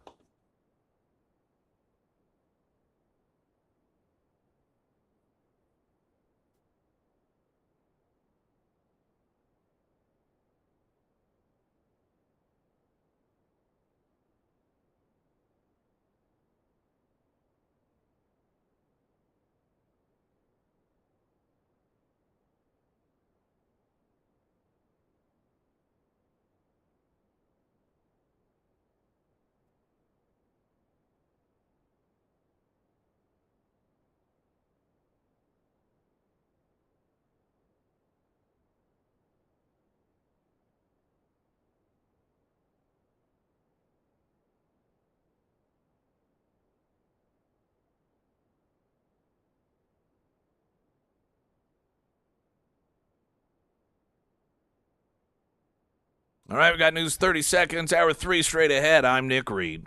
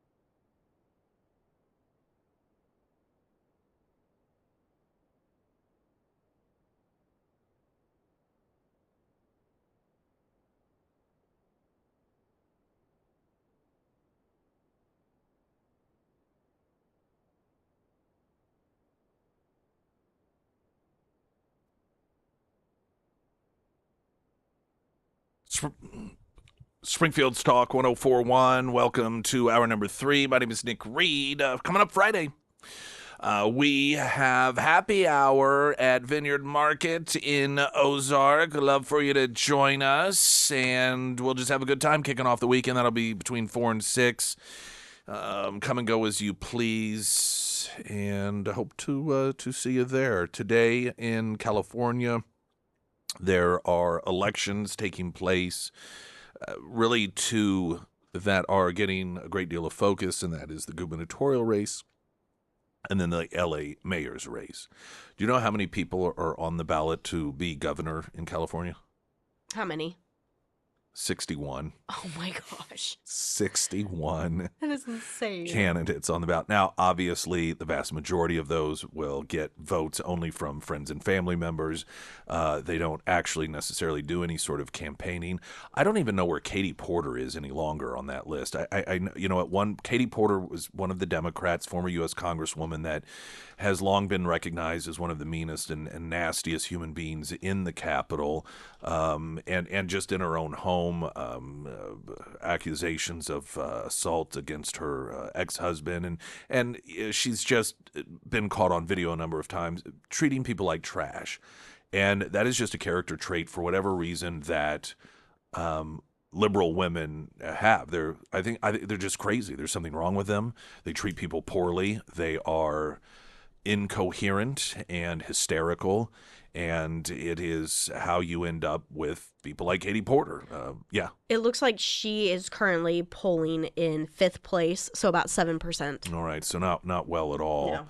No. The right now, or the latest poll shows that the top 2 slots are Democrats.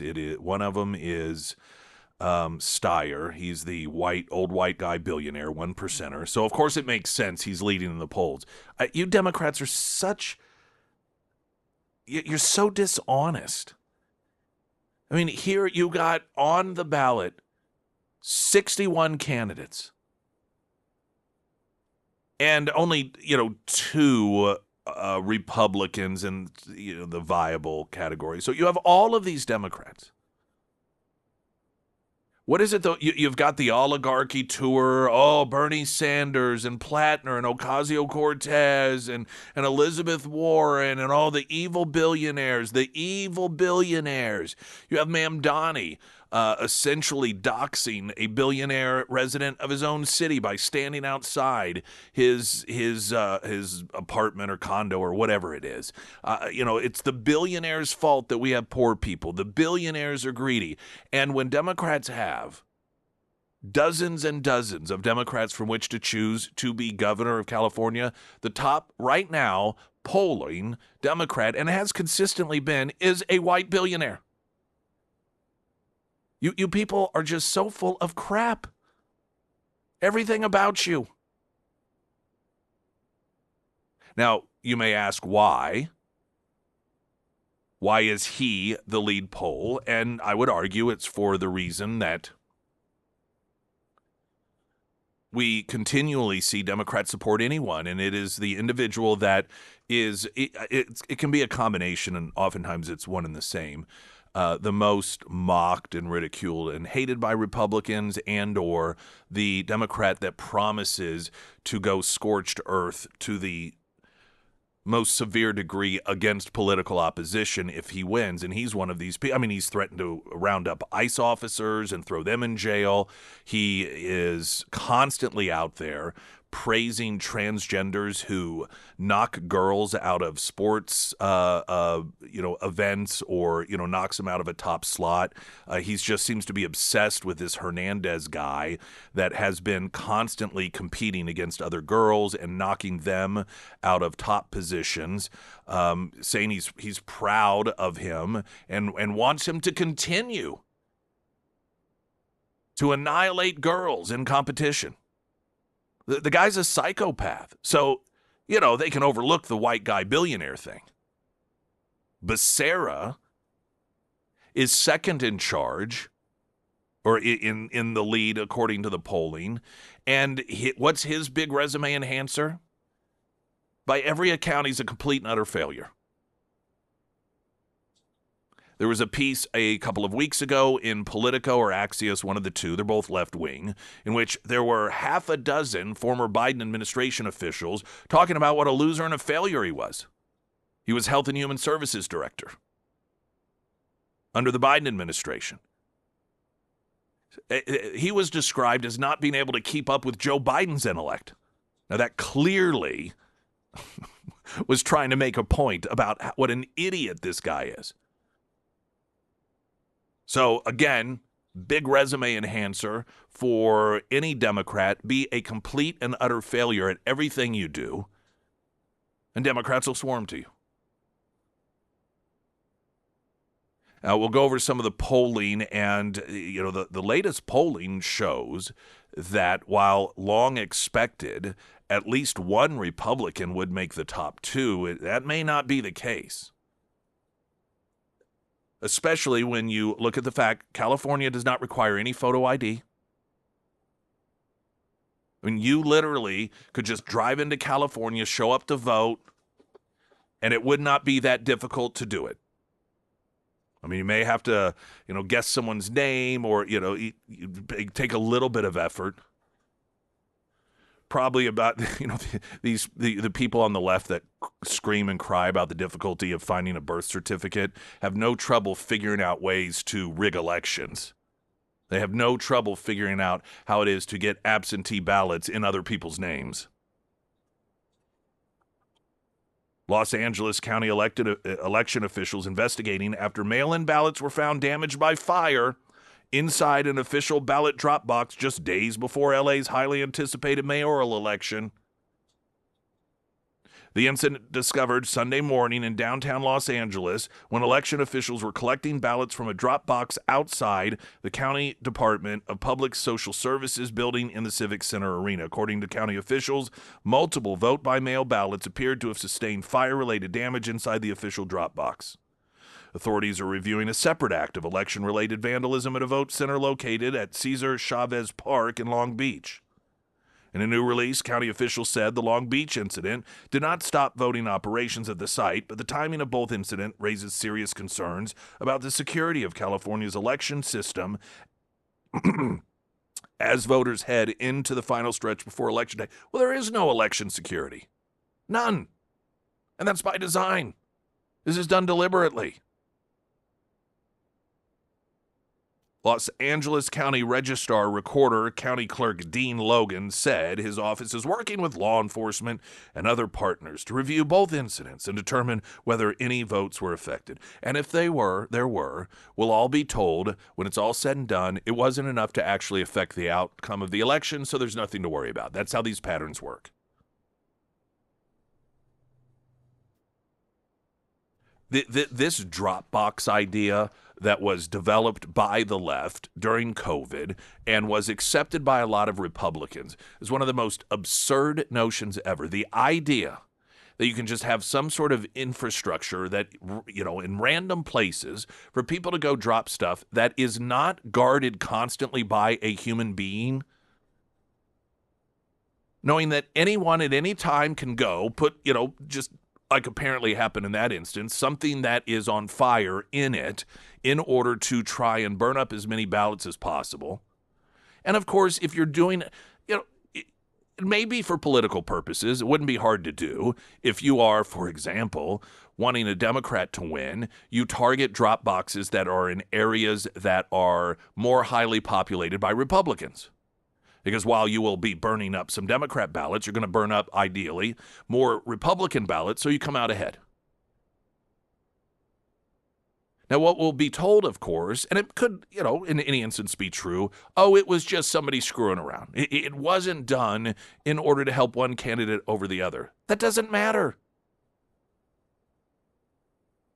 Like, that makes it okay if your vote is burned up, your vote is destroyed, not counted, because, it wasn't for political purposes. These are the people that are constantly portraying themselves as so worried about your right to vote,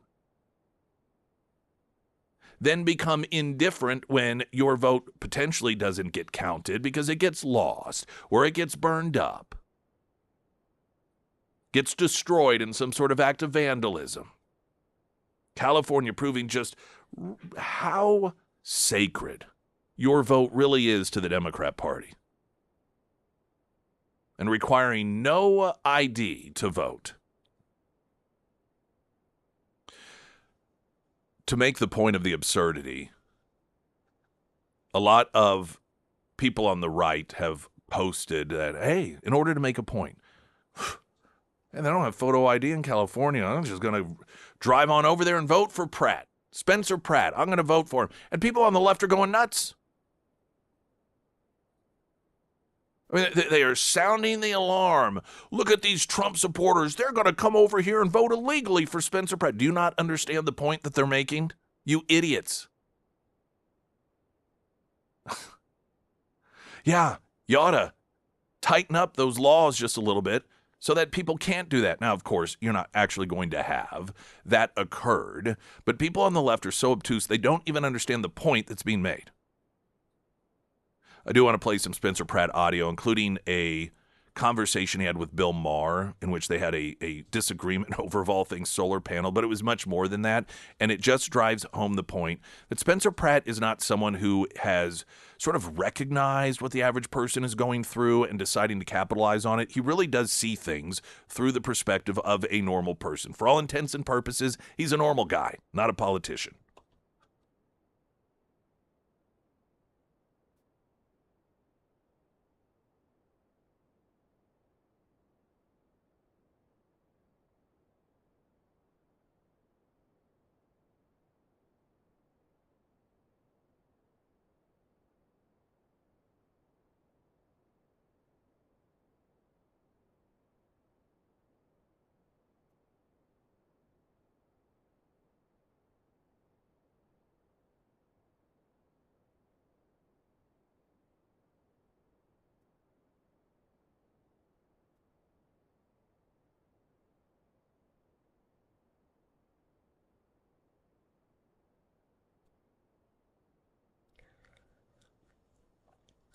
And the first alert forecast from Ozarks First meteorologist Tom Schmidt, sponsored by St. Clair of the Ozarks Home Improvements.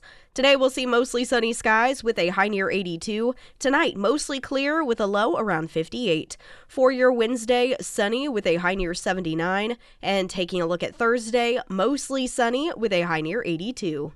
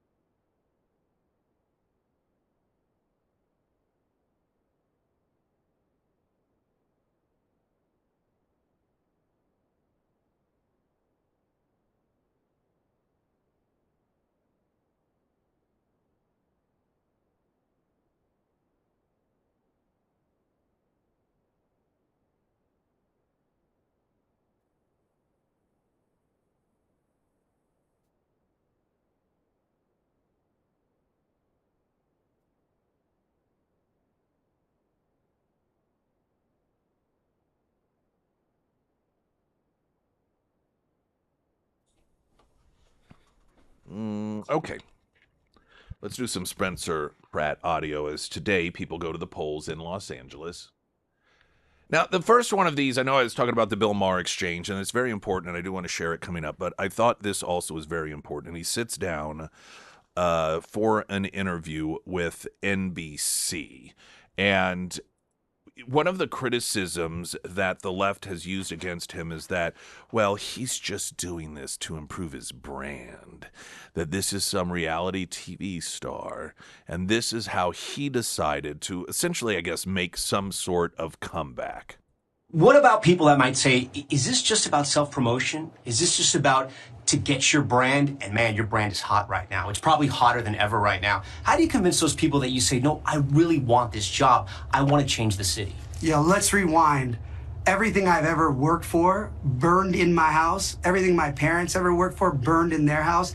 I got on this mission. It was never to run for mayor. I started this to expose the corruption and the negligence of our city leaders. And when I got to the farthest distance I could, where I proved they were obstructing justice, altering after action reports after the fire, and there was nothing more they could do, that's when I organically got in the race, because no one else was going to run. I was never going to be the mayor, but nobody was going to run against her that could beat her. I had to step into this. And again, running for mayor is not fun. Let's be clear. I have to have 24-hour security with the amount of death threats. My kid now has to have a security next to him when he goes in the ocean, because psychos come to the beach to... This is not like, oh, I get to be on a new show. I'm like, oh, I'm Tom Cruise. I'm in Top Gun 3 with Miles Teller. This is not fun fighting DSA socialists in the city of LA. So anybody that really is paying attention, politics is not fun. And now I'm deep in politics, fighting a machine that is against the truth. I just want to note here before I make the larger point. This is another example of Democrats turning the United States into third world country status stuff, and that is running for office. Well, depending on what party you are, you put your life in danger and your family's life in danger. You know, when I was a kid, I would spend time every so often down in Mexico. There was this sort of, it was an orphanage for deaf kids. I know, can it sound any more pathetic? But it's like, what, an orphanage in Mexico for deaf kids? But it's true. And so we would go do mission work there, dig plumbing lines so they could have running water, and, a number of different things.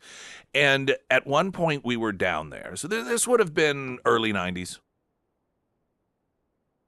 And there was some question as to whether or not we were going to be able to get across the border. They had closed the border for a period of time because there was an election coming up, and there was either an assassination attempt or a successful assassination against a challenger to the establishment. And of course, we were young, and that's not, as Americans, something that we were accustomed to. I mean, of course, there were assassinations that had taken place in our country, but what we realized just in conversation as a learning experience, that in third world countries or countries that are underdeveloped, this is essentially what happened. It's normal standard stuff. If you take on the establishment as someone politically, you put your life in danger. The establishment just picks off one at a time anyone that becomes a challenge to their authority. And it has become so commonplace because of Democrats that Spencer Pratt explaining that, hey, this isn't exactly fun for me. I mean, my own children have to have security guards because we can't go to the beach without left-wing psychopaths, potentially becoming a danger to us. That doesn't even, the interviewer just sort of like, well, that's just the way it is. Not shocked by it. Not asking for any sort of elaboration, not even challenging it. Like, I mean, really, is it really that dangerous? That is the standard, the new standard in this country that Democrats have created if you dare challenge them. It's become as commonplace as any third world country. Thank you to them for that. Fantastic. Upping the standards. To the broader point, this NBC reporter say, well, and this is their sleazy way of getting around, looking as if they are the ones responsible for helping spread the narrative. Like, well, what do you say to people who say? What do you say to people who say you're just doing this in order to help your, quote, brand? Oh, and by the way, it's hot. Like, he's succeeding at this nefarious goal of his, not really to represent the people, but really to improve his brand. And why, by the way? Because he's successful. See, that's a sign of something bad. It's the fact that he is resonating with people is proof that, well, I mean, look, your brand is getting really good. You're becoming popular, so clearly that's what you're doing. As he noted, my house burned down. It was allowed to burn down. We're not being allowed to rebuild. My parents, the same thing. Thousands and thousands and thousands of people in Los Angeles going through this same thing. And this is... He obviously did a great job answering it back, but I'd really like to turn the tables on some of these journalists and ask them, do you not think that that is a legitimate reason to challenge the power structure? Your home is burned down, as are the homes of thousands of other people. The person who is supposed to be in charge, we know, was told, in all likelihood this may happen. She left anyhow. Left the country. For an hour and a half, as frantic phone calls, this is all factual information we know as well, as frantic phone calls were being made to the mayor, she was not answering her phone, turned it off because she did not want to be bothered while at a cocktail event in a foreign country. The reasons this fire spread so quickly were reasons that were from decisions made by the current and previous administrations, and now we're not even being allowed to be rebuilt. You're telling me that do you not think that is a good enough reason for a citizen to run? Asking if it's in order to improve his status and his brand? As if the home burning to the ground stuff, I mean, that's not really motivation. I mean, that seems like a real flimsy reason that a person may say, hey, we need change. Bill Maher sat down with him during he's got this podcast he does, Club Random is the name of it. And one of the things that's great about Bill Maher is he does not discriminate. He will have conversations with everyone, which makes him a target of his fellow leftists. And there was a conversation he had with Spencer Pratt about solar panels that on the surface seems sort of mundane, but really demonstrates that Spencer Pratt is an example, or this race in LA is an example, of just a normal person running for normal reasons, which of course is why the establishment can't stand him.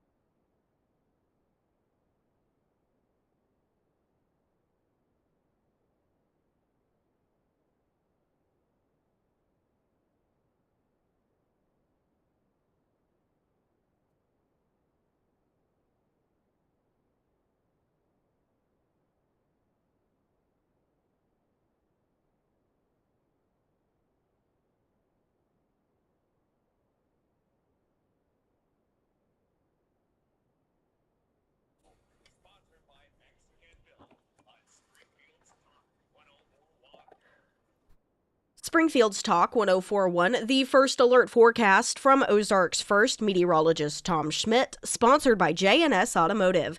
Today we'll see mostly sunny skies with a high near 82. Tonight, mostly clear with a low around 58. For your Wednesday, sunny with a high near 79. And for Thursday, mostly sunny with a high near 82. And the Pyramid Roofing Company, we had lots of rain move across the listening area last week. And if you are struggling with roof issues, make sure that you go with a trusted roofing professional that's been around the area for years. And my go-to guys are Josh and his team over at the Pyramid Roofing Company. They get it that your home is one of the largest investments that you will probably make in your lifetime, so they really do want to help you protect it the best that you can. Now, they offer emergency tarping services if you need it, free roof inspections where they take tons of photos and videos so you can see exactly what they see. They work with you through that insurance process, including meeting with the adjuster. In fact, they make that meeting a top priority, and they offer discounts for our military and first responders on new roof installs. So if it is time to have the Pyramid team out to your home, reach out to Josh and schedule that free roof inspection. You can find all of the contact information for the Pyramid Roofing Company under the Sarah's Endorsements tab at ksgf.com. I love this exchange between Spencer Pratt, who is running for mayor of LA, and Bill Maher. Bill Maher on his show, not the HBO show, but this is his podcast called Club Random. And I love it because Bill Maher's a leftist, and he brings up a point that Spencer Pratt has no problem disagreeing with and explaining why. And you can hear Bill Maher, though he may not necessarily end up on the same page as Spencer Pratt, he's understanding what he's talking about. This, by the way, is part of the reason that the left hates Bill Maher. Because when you're part of the left, you're part of a cult, and you are not supposed to question what you, quote, believe. You are not supposed to listen to outsiders, for they are evil and dangerous. And in doing so, you are causing danger to the cause. This is, of course, why Bill Maher faced such backlash when he went to the White House and had dinner with Donald Trump and was like, hey, the guy wasn't a psychopath. I mean, if you imagine if you are in a cult and you suddenly start talking to others about, hey, you know, these people that disagree with us, they're not so bad, you know what sort of response you would get. They'd either double down on you or you would be excommunicated. This is how the Democrat Party behaves. But the conversation between, and over all things, solar panels, the conversation between Bill Maher and Spencer Pratt is the way these conversations should go. And here's a snippet of that conversation. This is constantly overthinking everything and overregulating everything. Trust me, I know. I did whole bits about how it took me 3 years to get the solar turned on. Solar, something they want you to have. But now they're taxing you, I think, for having it. They are? I think so. What do you mean you think so? I don't need to know about solar, Okay, I need to focus on making sure the moms are safe and the animals are not being abused. That's my party. I know, but if you're the mayor... the solar panels, that's going to be somebody I'm hiring. That's my deputy mayor is going to worry about the solar panels. No, Spencer, I got bad news. If you're the mayor, you're going to have to learn some of these issues more. Solar panels, solar panels. We need to get all the naked drug addicts off of the sidewalks, and then I can worry about solar panels. But we can't walk and chew gum at the same time. With the state of LA right now, the solar panels, you can spit that gum out. I love the idea of getting the drug addicts treatment and giving them job opportunities. And if we need more solar panels, personally, I think we got to investigate the LADWP, why you even need a solar panel. You pay so much money for regular electricity that we got to check why our rates are going up 10% plus every month and we're not getting better electricity. Alkaline water is not coming out of our tap. So I'll get back to you on the solar panels, but it's a little, my totem pole is make sure people don't have home invasions every single night. Right. Make sure you're not losing your whole suspension because we haven't fixed a road. I'm basic. That's why I'm resonating. Common sense, basic stuff. People that are struggling to live in LA right now because it's so expensive and they're stepping in human poop, they don't care about your problem with the solar panel right now. But they may, once I get rid of the poop and I make it more affordable to live, then they may want solar panels. What a great conversation. I mean, there were two people listening to each other, not necessarily agree. Though Bill Maher, you hear him, he's like, well, no, yeah, you're right, you're right, you're right. And how refreshing it is that here's a guy he's like that. You know what? That's something I'm going to hire. My deputy mayor. That's what he will take care of. Maybe 3 years from now, after I get all of this other stuff, priority one under control, I can worry about that. But that's not a priority. Isn't that refreshing? To just be straight up honest about it. And here's the thing. This is the sense I get about the guy because that's his honest answer. He is not thinking about solar panels. People cannot walk through the streets without potentially getting attacked, without stepping in human feces. It looks like The Walking Dead in some of these areas of Los Angeles.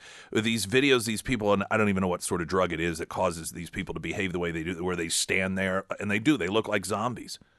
And, of course, all the homes being burnt to the ground, not being allowed to be rebuilt, the crime and everything else, like solar panels. You really think that is not a priority we have the luxury to have right now? It'll be a great day when I clean up the city enough to where that is a priority for people, but right now it's not.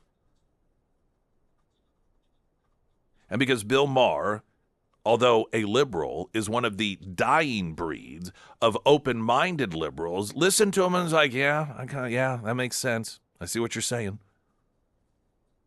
That's how those conversations should go. But this, again, is why the left demands complete obedience. Because when you actually listen to other people, sometimes you find that you agree with them. They cannot have that. This is why during the Biden administration, they were actively using their power of the government to censor people from having conversations. This is why they want people canceled all the time. This is why Charlie Kirk was assassinated. This is why on college campuses, they don't want people who are not leftists to openly speak. It isn't because they think that what is being said is harmful. It isn't because they think what is being said is dangerous. It's because they're afraid people, including some of their own, will listen. And they fear that they may hear the truth. You ever notice that people on the left don't want their people to hear what people on the right are saying, but people on the right want everyone to hear what people on the left are saying? What does that tell you? One of the most hated people on, I forget if it's TikTok or Instagram, but and it may be both. Is this libs of TikTok? Oh, I guess TikTok, because it's libs of TikTok. The left hates it. It is a non-liberal individual that created a page that all it is showing video clips that people on the left have posted, talking about their thoughts, sharing what they believe. The left doesn't even want the people to hear what they're saying sometimes.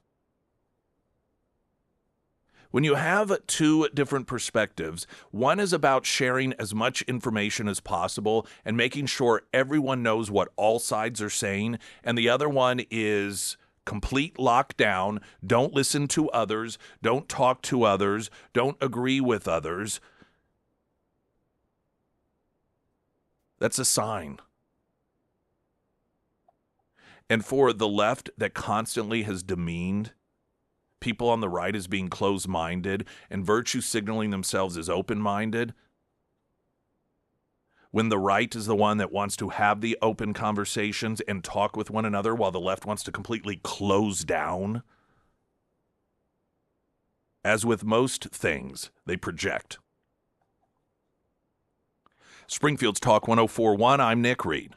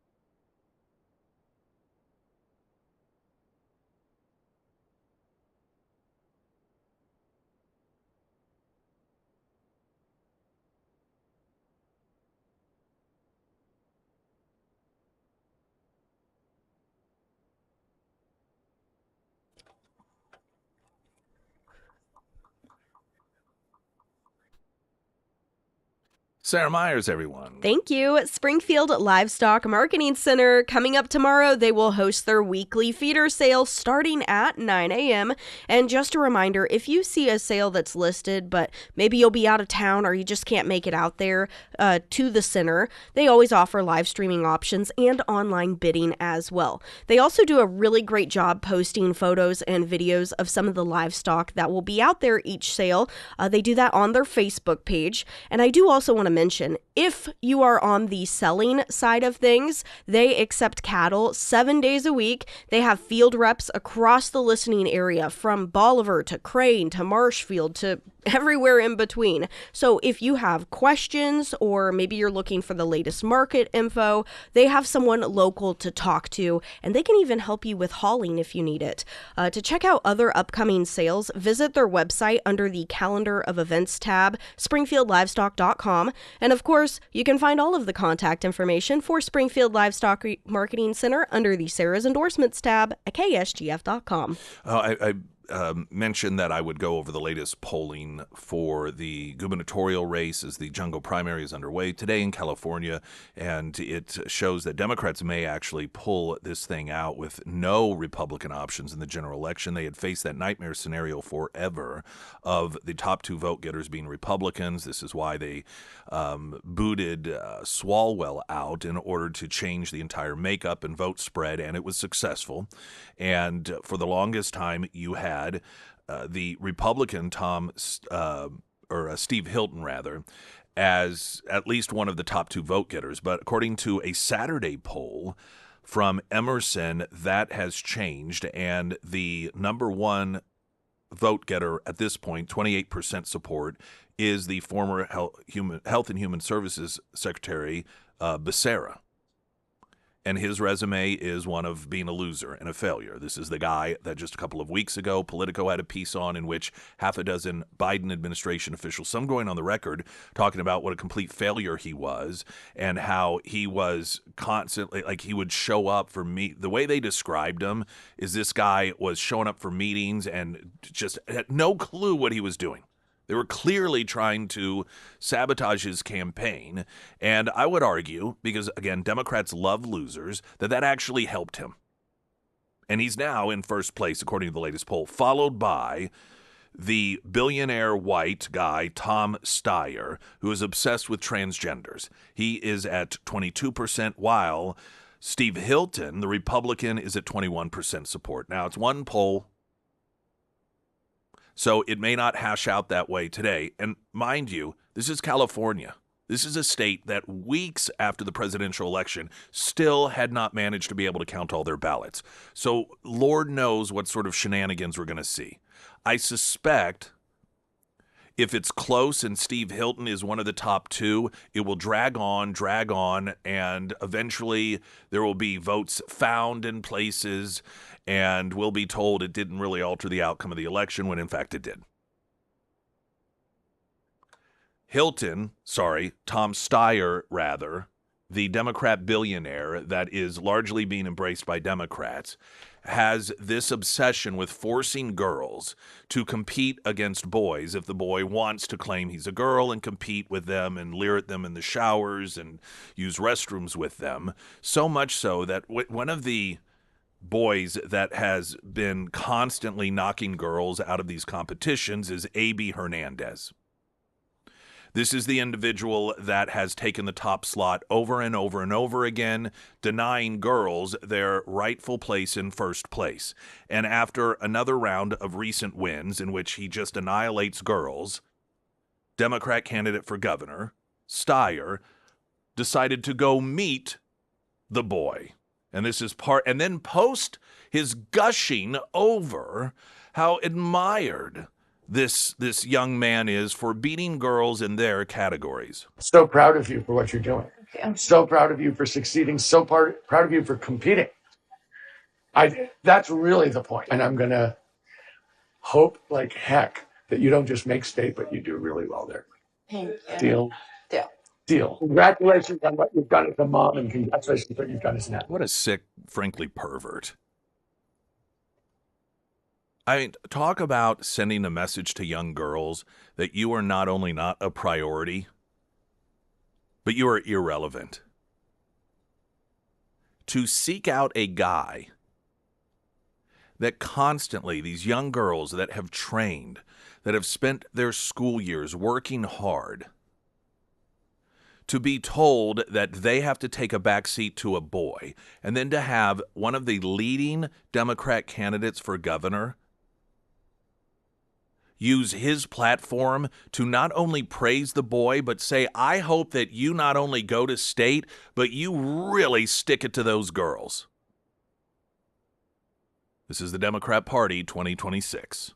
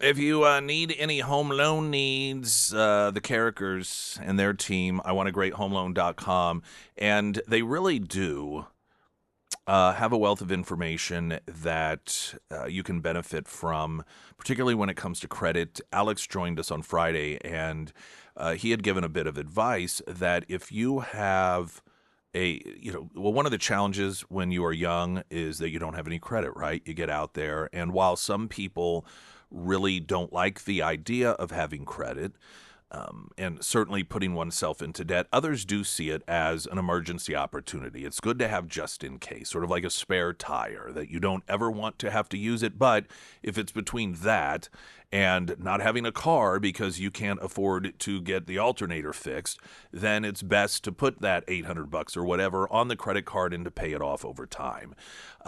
So in those emergency scenarios, it is something that even people who shy away from credit like. But what he talked about is that when you have a child, and I think he said the age 16, you can have them put their name on your credit cards.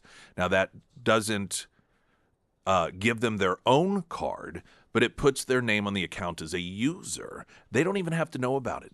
But that credit, they benefit from that. That is seen in the eyes of all of the credit your rankers as a credit score for them.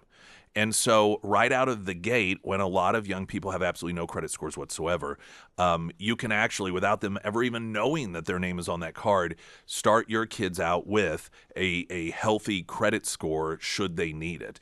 And that helps just even when it comes to getting a cell phone. You want to get them off your cell phone plan. When they move out of the house, that means that they have to get their own cell phone plan, and particularly if you're dealing with the phone, a lot of times you got to go through a credit check on that. So it's just beneficial in a lot of ways. Point being is that not only do you get great home loan, reverse mortgage, and refinancing advice and information from the characters in their team, you get a lot more out of them as well. iwantagreathomeloan.com, because you do. I want to share with you, as we were talking about the normalization of violence by Democrats in this country. Missouri Senator Eric Schmidt shared a post that was made by the Kirkwood, Missouri School Board President, Judy Merrill Motika. And she was sharing a graphic of the final countdown, the Late Show with Stephen Colbert, May 18th through 21st. And she posted, I am totally in denial that after Thursday, the late show with Stephen Colbert will be over. I'm going to savor these last 4 episodes. He's a national treasure, a smart, funny guy, and all I can add is 8647, which is again shorthand by the left for assassinating Donald Trump. This is a woman who's president of a school board in Missouri. Eric Schmidt sharing it, noting, nothing to see here, just the president of the Kirkwood, Missouri School Board, Judy Motika, calling for the murder of the president of the United States. No news coverage about it, just the casual acceptance of the Luigi left's assassination culture. And it's true. This is what normalization of violence looks like. And by the way, not that calling for the assassination of Trump in any context is appropriate. But because a TV show you like did not get renewed, are you serious? Are you that much of a hysterical psychopath? I mean, I can understand if it's like, a president sends your kid off to war and then your kid gets killed and you blame whomever the president is for it. But a TV show? How psychotically unhinged, hysterically out of a person's mind does one have to be that a TV show not being renewed results in you losing so much control over yourself that you publicly post shorthand for assassinating the President of the United States of America? And to Schmidt's point, no news coverage. Now, I'm going to guess, Gateway Pundit has picked this up. I suspect that some of the other independent media outlets will also. Maybe it will force the St. Louis market to do a story here or there, but of course it will be downplayed. It will be, I didn't mean anything by it, freedom of speech. What does it say to young people?